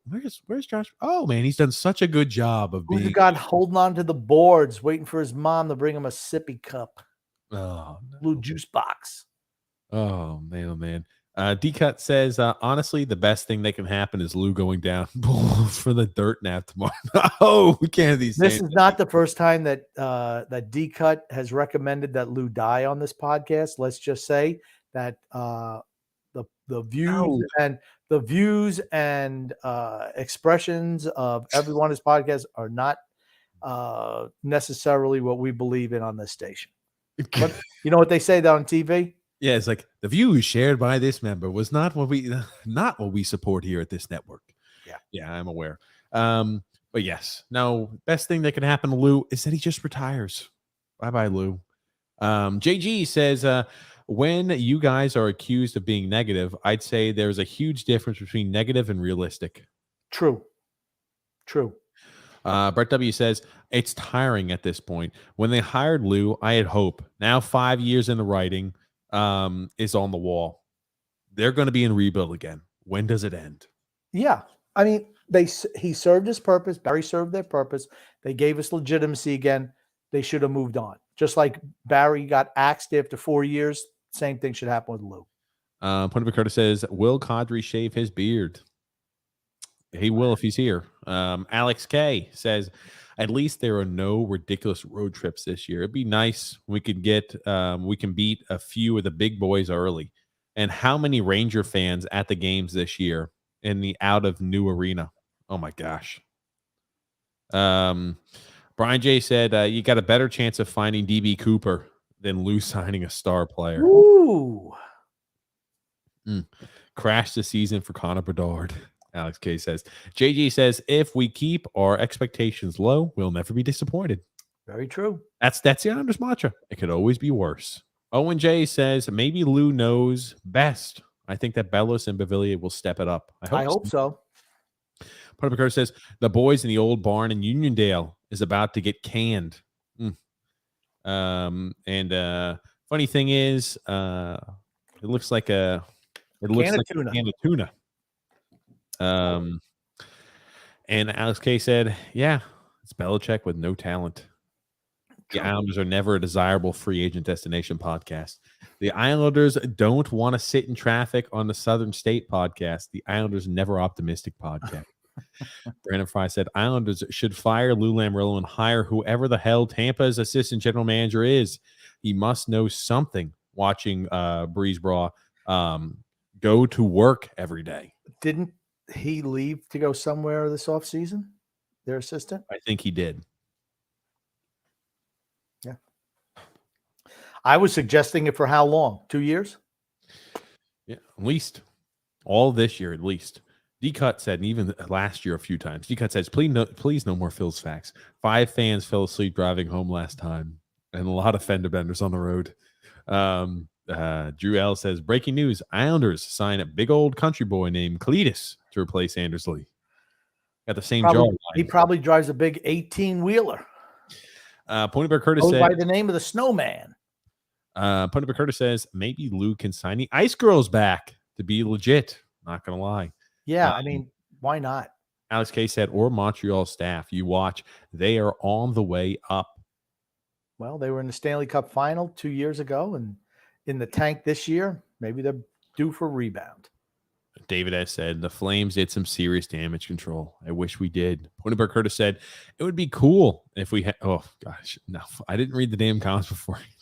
They're not going to process that up. Oh, Jesus. Oh, no. Jesus. I don't even know what you're putting up. I'm just posting them up. Ponybear Curtis wants to know, TJ Grump, would you rather have relations with a girl who is not very good looking, but really be, she's good. She's, you have a good time in the evening with her, or a girl that looked, very beautiful, but was not a good time in the evening? Go ahead, TJ. I'll let you answer that one. The latter. The latter. Stool Stoffin or Lou? Oh, shit. Grumpy, you never answered your question because I know grumpy old man. I don't have to make that choice. Ah, there you go. Because he doesn't do any of that these days because he's too old. Funnyberg Curtis says the curve, aka Freddie Flip Flop. That's true. And roster baiting Randy. The Clueless Lou podcast. I like that one too, says Alex K. Martin the year before. Wasn't Tavares another Palfy? He wasn't as good as Palfy. Tavares is better than Palfy, please. Get the hell out of here. Tavares is a better player than Palfy, please. Stop. Lou sounds like the old pedophile guy from Family Guy. JK said Ziggy Palfy was a bright beacon in the cold, dark vacuum of the Mike Milbury era. He was our last elite winger. Yeah, Pierre Turgeon was something different. Bring back Lollipop. Oh, no. Lou needs to lock up Dobson 8 years, $5.775 million. That's a steal for him. Joseph C. said, Grumpy reminds me of what my uncle used to say. I might not always be right, but I'm never wrong. Never wrong. Okay, I'm trying to get to a comment, Grumpy, because I have to go ahead and run to the restroom. I'll let you read it, Tony. I know Tony Cheese usually puts up good comments, Grumpy, so I didn't even read this, but I'll let you take it. Fine. The 2 years when people didn't take the Islanders seriously, they made it to the conference finals. And the year they were taken seriously, they were hot garbage. Maybe that'll help this team. Maybe. We can only hope. Matthew S. says no state income tax. John McManaman says, hey, guys, if the Islanders don't get a first line forward, then Barzal leaves. I have that feeling that's correct also. Alex K says, Aho ever making the team? No, he'll be at max at number 7 guy. Coaches set the line pairings. Alex says, not talking about Carolina. All right, let's get to some good comments. Those look just like running conversations. Brett W says, playing Wallstrom top 6 minutes is Lou's move this year. Hey, I hope so. Ponyboy Curtis says, Islanders pontificate and roster bait podcast. Absolutely Wade Flaherty says, John Ledecky makes me cringe. Every time he opens his mouth, he reminds me of a used car salesman, and not a good one either. JK says, Grumpy singing Ice Ice Baby and everybody dance now. Mrs. Pessimisticking says, oh boy, I love Mrs. Pessimisticking. She's great. Ponyboy Curtis says, Grump, who would win a fight, Josh Bailey or Dobby from Harry Potter? Dobby. Just whip him, any type of spell, put it on Bailey. First, that's not even a contest. Matthew West feels that Timo Meyer would be a great signing. Agreed. D. Cut says Barzal's qualifying offer is $10 million after next season because it's based on final year's salary. He's not close to a $10 million a year player. Makes nobody better. I don't think his qualifying offers. He's only making 7 now. I don't see how his qualifying offer is 10. Ponyboy says Phil Kessler bust. Miss Piggy or Josh Bailey. Miss Piggy was underrated. Tough. Josh is just freaking soft. Period. Jake says makeup and ownership are going to realize the true nature of the Islander fan. No better friend, no worse enemy. Very true. Jake also follows up and says, I'll admit that I have not watched Kadri or JT Miller except for when they played us. Therefore, I cannot comment on how they play. Vinny L says the owners must be mooks to keep Luzarello around and no playoffs again with a state-of-the-art arena. Great job, guys. 2 thumbs up. Michael T says, if we're going to trade Barzal, we better get Kadri and we better get Tarasenko to make it worthwhile. If you're going to dream big, dream big. We're not getting either one of those guys. Bob Son of Stam says Mets have scored 6 runs in the last 4 games. Looks like the Islanders offense. And it hurt because I had Chris Bassett on my team. I'm playing TJ in fantasy baseball this week, and I could have used a win there, and I didn't get it.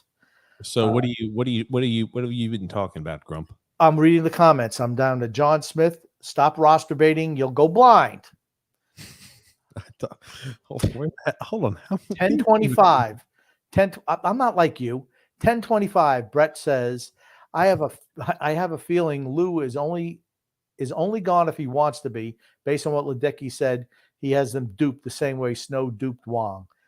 I have a feeling that's correct also. Michael T goes, hey, Grump, which is the better? Eddie Murphy movie Coming to America or Trading Places? Trading Places. Sorry. Oh, really? Jamie Lee Curtis with topless. Sorry. They didn't even have to speak in that movie. Just put the picture up of her. That's number one. I'll let you keep reading comments. Hold on, Grumpy. How the hell did you get through? How were you reading comments? You reading comments like shit, or how are you reading them? Are you reading comments well, Grumpy, or reading them I'm a better subpar? reader than you. I make little comments afterwards, and I just move on. You don't take much time discussing. Pony I Curtis don't said, need to. you guys should bring Andrew Gross on. D-Cut said, I'm wearing sunglasses Hold on, watching the show. The jumped glare early. off TJ's head was blinding me. Put that one back up. I will put that back up. Give me a sec. I want to show this one first. Andrew Gross would never come on this podcast. I would love it if he would. Grumpy wearing hands me down from TJ. True. Hey, I'm not too proud to wear TJ. I bought it for him. What the hell? I'm way past that. Way past that. I already told you where I was. Think of Grumpy. That's the one we saw. Okay, I already read that one. Next one from Joseph C. Beverly Hills Cop is Eddie Murphy's best movie. And he's like, I'm looking for Mr. Victor Maitland. Just tell him that his friend Ramon is here, and he's got herpes simplex 10, and he ought to get this shit checked out. Something like that. Not exactly. And Beverly Hills Cop was good. That's where Banana in the Tailpipe comes from. Thomas W. says, gents, good evening. Thomas B. Grumpy. Thomas W. Bach.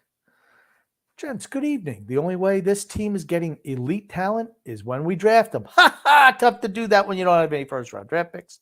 We don't have the assets to get elite talents in a trade. True again. Why is this so difficult for so many fans? I'm perplexed myself. They want the team to be good because they truly want us to be good is what it is. And it's when I think the fans of this show realize it. I think they do. But I think that most fans want to imagine how can our team be good? How can our team play well? And how can our team progress? And they try to put their heart a little bit too much in front of the brain. I get caught doing it sometimes. All fans do. Yeah, you want your team to win. You hope. Every year we dream and hope before free agency and the draft start. Every single year. We're positive. Every fan has always had those moments where they let their heart get in front of their brain a bit. Always. Yeah. Always do. It's good to imagine a bit. Well, Grumpy, you're not like that. We're talking more than you. Grumpy, how quick did you read those comments, man? I was going through. Come on. We got comments to read here. God, seriously, do you have a freaking date tonight? Do I need to let the warden know? I don't. Warden, Grumpy's. Austin Roberts says, are you guys Jets fans by chance? Austin, what you need to do is listen to TJ Grumpy Old Man show on Sunday nights at 8 o'clock, Thursdays at 9, and those are 8 o'clock and 9 o'clock TJ time. Just click on the link in description below. Sip on that page. We talk Jets. We talk Giants. We like the Jets. We like the Giants. We like a lot of teams. I like Tom Brady. There you go. I made sure he was incorporated in today's podcast.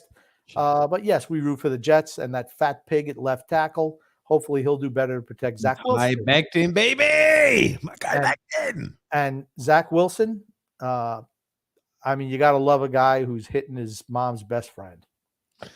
Oh, goodness. He'll be better than Lou, the dinosaur Lou. Grumpy. I'll let you just keep reading these. Michael T says, so have you seen the last of Thomas Hickey? Yes. Except maybe they bring back, those little Legends games. They'll reel him out there.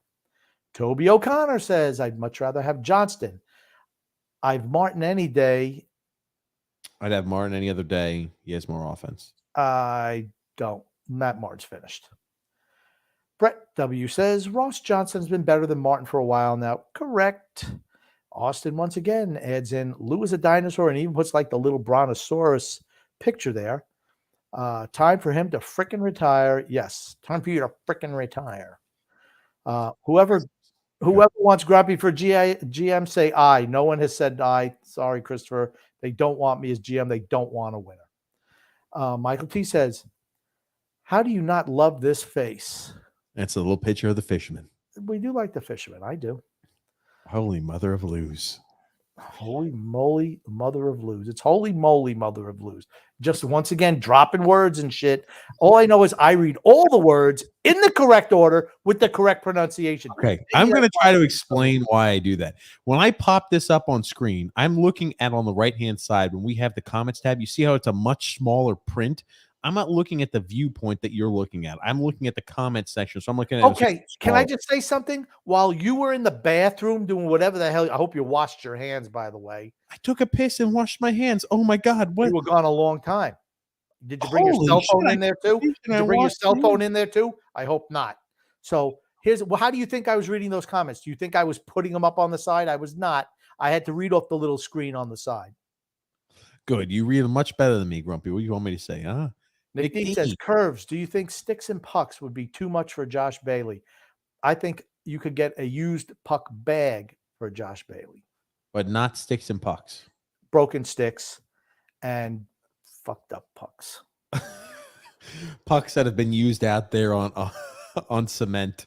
Pucks that have been used out there on Brandon Fry says, look Tampa's at you. assistant GM is still in Tampa. I thought he moved on this year. Maybe I'm wrong. He's been there for the last 8 years. That's the type of guy you should go after. Now, just remember that Yzerman was a GM and Breezeball was the assistant for, just till like 4 years ago. Nick D says Pac-Man is a wicked nickname for Sean Penn in the movie Colors. Yeah, that was a good movie with Robert Duvall. Nick D says, Curves, you did a fantastic job reading comments. Thank you very much. Why do you keep saying curves, plural? He's just talking to you, Grumpy, not to me. I guess Grumpy did a good job. Oh, just with the hostile takeover of the comments. Thank you so much. Yeah, TJ, he puts one comment up. He's gone for 45 minutes, and he wants me to talk for 45 minutes on, hey, do you like an egg cream or you like egg salad or some type of stupid shit like that? Grumpy, that's what the podcast is, talking about stupid, funny shit. At this point of the hour, Grumpy, we're 2.5 hours in. It's just talking about funny stuff, Grumpy. At this point, come on now. Joshua Juicebox Bailey. Pony Boy then says, does JB stands for Juicebox or Juicebox or Josh Bailey? How about just a bitch? Nick D says, the Nutty Professor was an Eddie Murphy movie. His blood type is Rocky Road. Oh, man. I could go for some Rocky Road ice cream right about now. Oh, my God. It's a comedy. Matthew S. says, I feel like I'm watching the same team tonight, the Mets, as when I watch the Islanders. That's not good news. The Mets are, I know they traded for that fat pig who played for Pittsburgh, Volberg. I don't know how he fits that team. Oh, my gosh. Really? Yeah, they traded for him. I don't think that's what they need. Not at all. Then Nick D says, Ross Johnson should play over Matty Martin. Thank you for your service, number 17.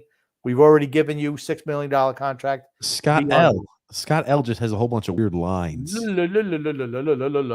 no, that's I. I. Thank you, Scott. Nick D says, TJ, please get a laptop or an iPod or iPad for next year. Yeah. Grumpy old man, a player's qualifying offer is based off his final season salary and not his cap hit. Barzal's contract was backloaded. Makes $10 million in 2022, 2023. Oh, you were talking about that, Grumpy? Yeah, that's. Yeah, I didn't realize that he was actually getting $10 million cash next year. Yeah, so he's getting $10 million cash this next year. Yeah, because I'd seen it a few times when people talking about the qualifying offer. That's why Phil always brings that number up. He's not worth $10 million as of right now. So you don't want a qualifying offer him because he's not going to be worth what you actually pay him. Okay. You know what? You know what movie I watched? I know we only got a couple more comments left. I watched, and it's a movie that I'm like, if I. Are you on speed? Are you on speed tonight? If my children were younger, I'm not talking about mentally aged. They were still young enough to watch this movie. But I watched Sonic the Hedgehog. And I had seen Sonic the Hedgehog 2 this year with my movie buddy. And the only thing worth watching both of those movies was Jim Carrey. And, he hasn't been doing a lot of movies lately. But I tell you what, he's freaking hilarious. He was the only thing worth watching in both those movies. And he was funny as shit. Okay, back to the comments. Hold on. Are you Grumpy? What the fuck is wrong with you today? What's going on? You're jumping all over the place. I just wanted to bring that up. No, you jump from that and you're rapid firing through all these comments, man. I don't know. Maybe I'm just more laid back than you this evening. Yeah, I'm TJ. just laid back. My God, it's like you're on speed or something. I Brett just W read says, better than you do. No. Has nothing to do with that, Grump. And Brett says, laughed my ass off. Broken sticks may be too much for Bailey. He's not even worth used stick tape. Michael T said the Islanders never say die. Fucked up Bucks podcast. LOL. Jared says crazy idea. Trade Pulak for a forward, assets to flip for the forward, and sign Klingberg. Flame away. That's not happening. That's something that sounds like it's creative. So that's not even the realm of possibility. I like Ryan Pulak's contract too. I think the item is Ryan Pulak is cheap, right? He's a guy who's a top 4. He's a top line guy for us. And most teams in the NHL, he's a top line defenseman or a top 2 defenseman. And then you have a guy, even if he doesn't offer a great amount of offensive production, and Pulak's offensive production has been questionable at best, he still has value because he still plays solid defense. You don't have a response to that, Grumpy? I already said it's not happening because it's too creative. That just stops right there. It's not happening. The old man can't think that far out of the box. You think now he's going to do something like that? Please. Gungun says, TJ, I dare you to be wild and listen to the radio this week on Tuesday instead of oh my gosh. I cannot do that. I am very robotic. I listened to the radio. Well, actually, I didn't listen to the radio this morning. I was in a rush, so I didn't listen to the radio this morning. Never mind. I was about to say I listened to the radio on a Saturday into work, but I didn't. Jared says here, or assets to flip for a forward. Veritas Invictus says, if Lou doesn't make any moves and runs it back, he should be fired. If Lou ever comes out and does an interview where he says, we're going to run it back, somebody ought to take a pickaxe and hit him right in the top of the head. D-Cut says, fire TJ as a comment reader. Grumpy old man flew through them accurately. Thank you. I don't know. I like it when it's on a little bit more of a little chit-chat type of basis. Grumpy must have, I was about to say, Grumpy flew through those sons of guns. Andrew L. said, a wooden stick might be enough for Josh Bailey. That's true. Matthew said, the first thing you said that made sense tonight. Oh, I must be talking about the grumpy old man flying through comments. That's exactly what it is. Manny Mass said, love this podcast during the off season. You guys do too many hours for me to keep up during the actual season. I try to tell TJ that all the time. It's very tough. I mean, it's people. Here's the thing. When I go like on YouTube and I see something that's 3.5 hours long, you know what I say? I mean, no. So you would be a listener of our podcast then, Grump? Well, you don't listen to our podcast to begin with. I listened to it and I said, man, the grumpy old man's funny as shit. Who's that lummox who's with him, who keeps on fucking up all the damn words and shit? Names, words, everything. Players. Veritas E.B. Cooper, defensive back Cooper. That's an all-timer. Veritas Invictus says here, if Bailey plays power play and top 6 minutes this year, then nothing changes. Oh my God. D-Cut says, if you had me on as a guest, ratings would soar. Much more entertaining than Sleepy Phil. Manny Mass says, I just want to say one thing, D-Cut. I love you, but it's SOAR. That's the only reason. But here's the thing. I know why D-Cut did that. If he would have spelled it the correct way, TJ would not have been able to pronounce it. I know how to pronounce soar. I knew what he meant, though. Get the hell out of here. I know what he meant. Manny Mass said, also, do you think it's okay to keep Varlamov if he signs it to your half the price? No. Get rid of him. Honestly, at half the price, I wouldn't mind that at all. Oh. If he was saying, I want to sign a 2-year extension at $2.5 million, that means that you would, okay, what type of backup goalie are you going to find that's better for $2.5 million? You're not. This is what I would do. I trade him at the dead. I'm trading him at this year's deadline regardless. I'm moving him at the deadline. And then if you want to bring him back at the offseason for 2 years, 2.5 per, I'm fine with that. I'm not signing him in season. I want him gone at the deadline. Get some assets for him. That's what I want. He's going to want to get paid. He's going to want to.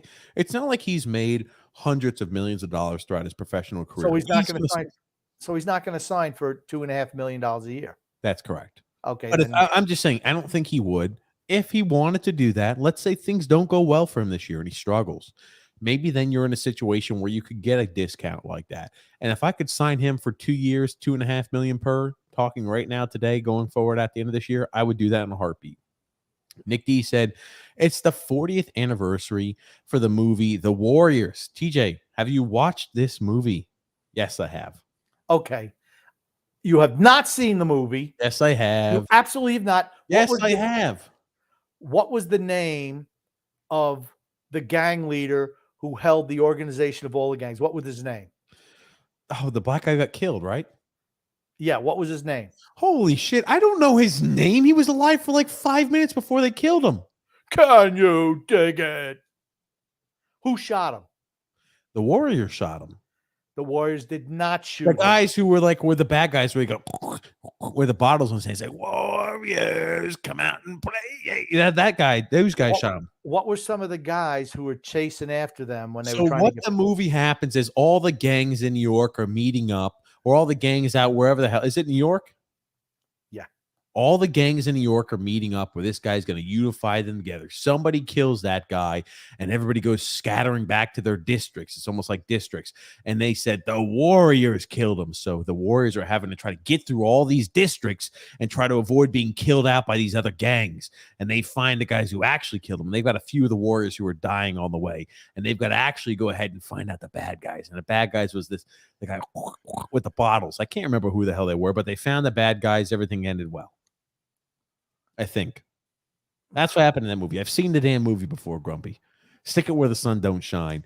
Jared says, Lou's job to change the culture has been done. We need to move into the next phase and under the new ownership. For certain we do. 100% agree. 100% agree. John M says, Lambert will not have Josh Bailey on the power play. That's already an improvement, a drastic improvement. Goon says, Grumpy, do you think the Rangers really helped sell many season jeans or Saison? Was that Saison? Sassoon jeans. With their very manly commercial back in 1979. I think they did. They had even Phil Esposito was wearing. Okay, TJ. I don't know what a Sassoon jean is. Sassoon, Sassoon, not Sasson. Sassoon. Soon is soon. Sassoon. Okay, look at how that's spelled. That's not exactly how it's spelled. Sassoon. Sassoon. Not Sasson. Grumpy. I've never heard this before. Do you even know what Sassoon jeans were? No. There used to be a thing commercial back in the 1970 freaking 9, Grump. Okay. Was I born in 1979? Okay, that's why I'm trying to educate you now. I know it's a never-ending battle for me. They used to have something called designer jeans. They were all designer jeans. Vanderbilts, Sassoon, so many. And, they had the thing was like the pockets. And they were built to show off girl butts. They're girl jeans, I was about to say. And they had the Rangers do it. I remember Duguay was like the big heartthrob, but they show Esposito wearing them too. And he was a middle-aged man, so it didn't look as good. But, yeah, they were. It was very, very popular back in the day. The Rangers were good back in 1979. They lost in the Cup Finals to Montreal. I assume these are them right here, huh? No, they were way better than that. Ooh la la. That's it. There you go. Ooh la la, Sassoon. Yeah. Yeah. And they were tight fitting. There's only one O. It's not two O's. Sassoon. I'm sticking with my guns. I don't even know what it is. They're just like girl jeans. Okay. They're just jeans. Fair enough. They were designer jeans is what they were called. I honestly don't even think I own a pair of jeans. What a loser. I don't. Nick D says, you guys are going to have Coach Tommy Baffy on soon. Yes, we are. We're going to get him as soon as we can get him out of the dumpster. No. Oh, grumpy. No, we're gonna start having guests on. I know you keep saying we are. I'm doing that tomorrow. That's on my tomorrow to-do list. Reaching out, getting a schedule built. Austin R says, sometimes I hate being a Jets, Mets, and Islander fan, but love my teams. That's it. They're always, and the Nets is the basketball team usually. That's usually what it is. Yeah, yikes. Oof. Nets fans have taken some punishment this last year, too, especially in the last few months. Nick D said, TJ. We already saw a comment very similar. See, do a blow-by on that. You don't need to read that comment twice. Oh, my God. Michael T said, Captain America, the New World Order movie, coming out May 2024. I mean, are they bringing Chris Evans back, or are they using a new Captain America? Who the hell knows what they're doing? Marvel's been a freaking Stop with the superhero movies. Stop with Marvel's been a bust. Phase 4 has been a total bust. Don't even need to. No, they just don't need any more of these superhero movies. I'm done with them. I'm just. You don't even watch them. What do you mean you're done with them? You never even go to see one of them. They know they shouldn't be producing them anymore. They're kids' movies. D-Cut says the Warriors come out playing. Okay, Cyrus is his name. Yep. That's right. The Gramercy Griffs. And the girl who was like at the radio station, I believe that. Who was that actress? Oh gosh. Watch out, Warriors. I want to say it was Alfre Woodard. I want to say it was Alfre Woodard who was doing the voice on that. Hey, those boys from Coney Island. Let's just say we're sorry, Warriors. She had a real sultry voice. They had the Rogues set up the Warriors. Yeah, the Rogues. I just like how all the Warriors just had like the vest and no shirt, and it's like, man, they got to be kind of ripe smelling. Like on a day, you remember the baseball guys who went after them? Yeah, and down the street wearing makeup. I mean, it's like, holy shit. First of all, who's taking you serious when you're putting makeup on your face? You know, carrying around baseball bats, bludgeoning people's heads in. So then they had the lesbians, which was like the lesbian group who tried to trick them into faking sex, and they went after. It was good stuff. Guys with the bus coming after them. Oh, that's good stuff. Very good movie. I mean, it's one of those guilty pleasure movies. Every time it's on, you got to watch it. And Mercedes Rule, I think she won an Oscar for The Fisher King as Best Supporting Actress, was the cop who tricked James Remar, who was Dexter's dad in Dexter and was also in 48 Hours, wound up popping him and bring him in for a cost, for trying to solicit her. So there you go. Oh, I'm awake now. Oof. TJ, that gang analogy was horrendous, but I believe grumpy old man failed parenting. Yeah, no, actually, it wasn't an analogy. I was just trying to give a recap. Here's the thing. It's not like he hasn't been taught. He's just too stupid to learn. D-Cut says here, did you know we were the only team in the NHL who didn't tweet out the players we qualified last week? Cap Friendly had to let us know at 9 p.m. Who's a jerk? Lou is a jerk. That's how it's like. Lou is a jerk. That's how you read that line. Grumpy, read this one. With a little bit of life. Comedy podcast when TJ and the grumpy old man. There you go, Grumpy. We'll just Ron Duguay and the other Rangers made that Sassoon commercial. Yes, they did. Ooh la la, Duguay. Shoot the puck, Barry. Shoot the puck. That was the big whistle Bill Chadwick, who was the color commentator when Jim Gordon was the play-by-play man. I used to love him. My best thing was Gene Carr when he played for the Rangers. Like, Gene Carr couldn't put the puck in the ocean if he was standing on the end of a pier. The big whistle, Bill Chadwick. Dugay's living the life, tapping Sarah Palin these days. I did not know that. Hold on. How old's Sarah Palin? She's kind of young, isn't she? Like 50s, like 40s or 50s? She's got to be in her 50s. He's living in freaking Alaska? I didn't know that. I don't know. Sarah Palin's 50. Sarah Palin's 58. Holy crap. Yeah, there you go. I guess she left her husband, whoever that guy was, up there in Alaska. Oh my God, yeah. And February 12th of 2022, they confirmed that they're dating his buddy, Ron Duguay. Oh my dude, Sarah Palin's looking freaking rough. Holy shit. This is in wintertime, but I feel like oh my God, she's looking rough. Give me a second. Is she still living in Alaska? I don't know. No, this doesn't look like Alaska to me, but holy shit, she's looking rough, dude. For 58, holy shit. Ron Duguay is not looking bad still. I mean, how old's Ron Duguay? I don't know. Pretty old. What the hell on your post? Yeah. Anyway, sorry. We'll move on. My God. Oof. I just learned something new today. D-Cut's got another comment. Okay. TJ, how do you not know the Warriors was filmed in New York? I mean, Coney Island. Exactly. I'm like, Coney Island. He's like, forgot it was in Coney Island. Where do you think Coney Island is? Nebraska? Time. Holy shit. You're acting like I've seen the movie in the last freaking month. Oh, geez. I didn't know if it was out in California. Huh? What a loser. What a loser. Yeah. You go, Grumpy. What about The Wanderers? Ever see that one? TJ's never seen that one, please. No. I think I made him. Movie? I made him watch The Warriors. I made him watch. He's like, oh, I am trying to resist. Oh, my God. Fine, fellows. Did Sesame Street jump the shark when Mr. Snuffleupagus could be seen by others besides Big Bird? You know what? I don't even know who the hell that is. I know who Big Bird is, the big yellow one, but who the hell is Mr. Snuffleupagus? Okay, he's another character on Sesame Street. I haven't watched Sesame Street, gosh, in forever. I don't even think you. Oh my God, what the hell is this? It's got like this is the ugliest thing I've ever seen before in my life. What are you looking to picture yourself? Yeah, I'm about to picture your hairline. Yeah, that's it. Don't worry, I'll pop them up on screen. What the hell is this thing? Give me a sec. It's like a purple. It's like a brown looking elephant almost. Yeah, Mr. Snuffleupagus. Yeah. So he must be tall. Yeah, because he's walking.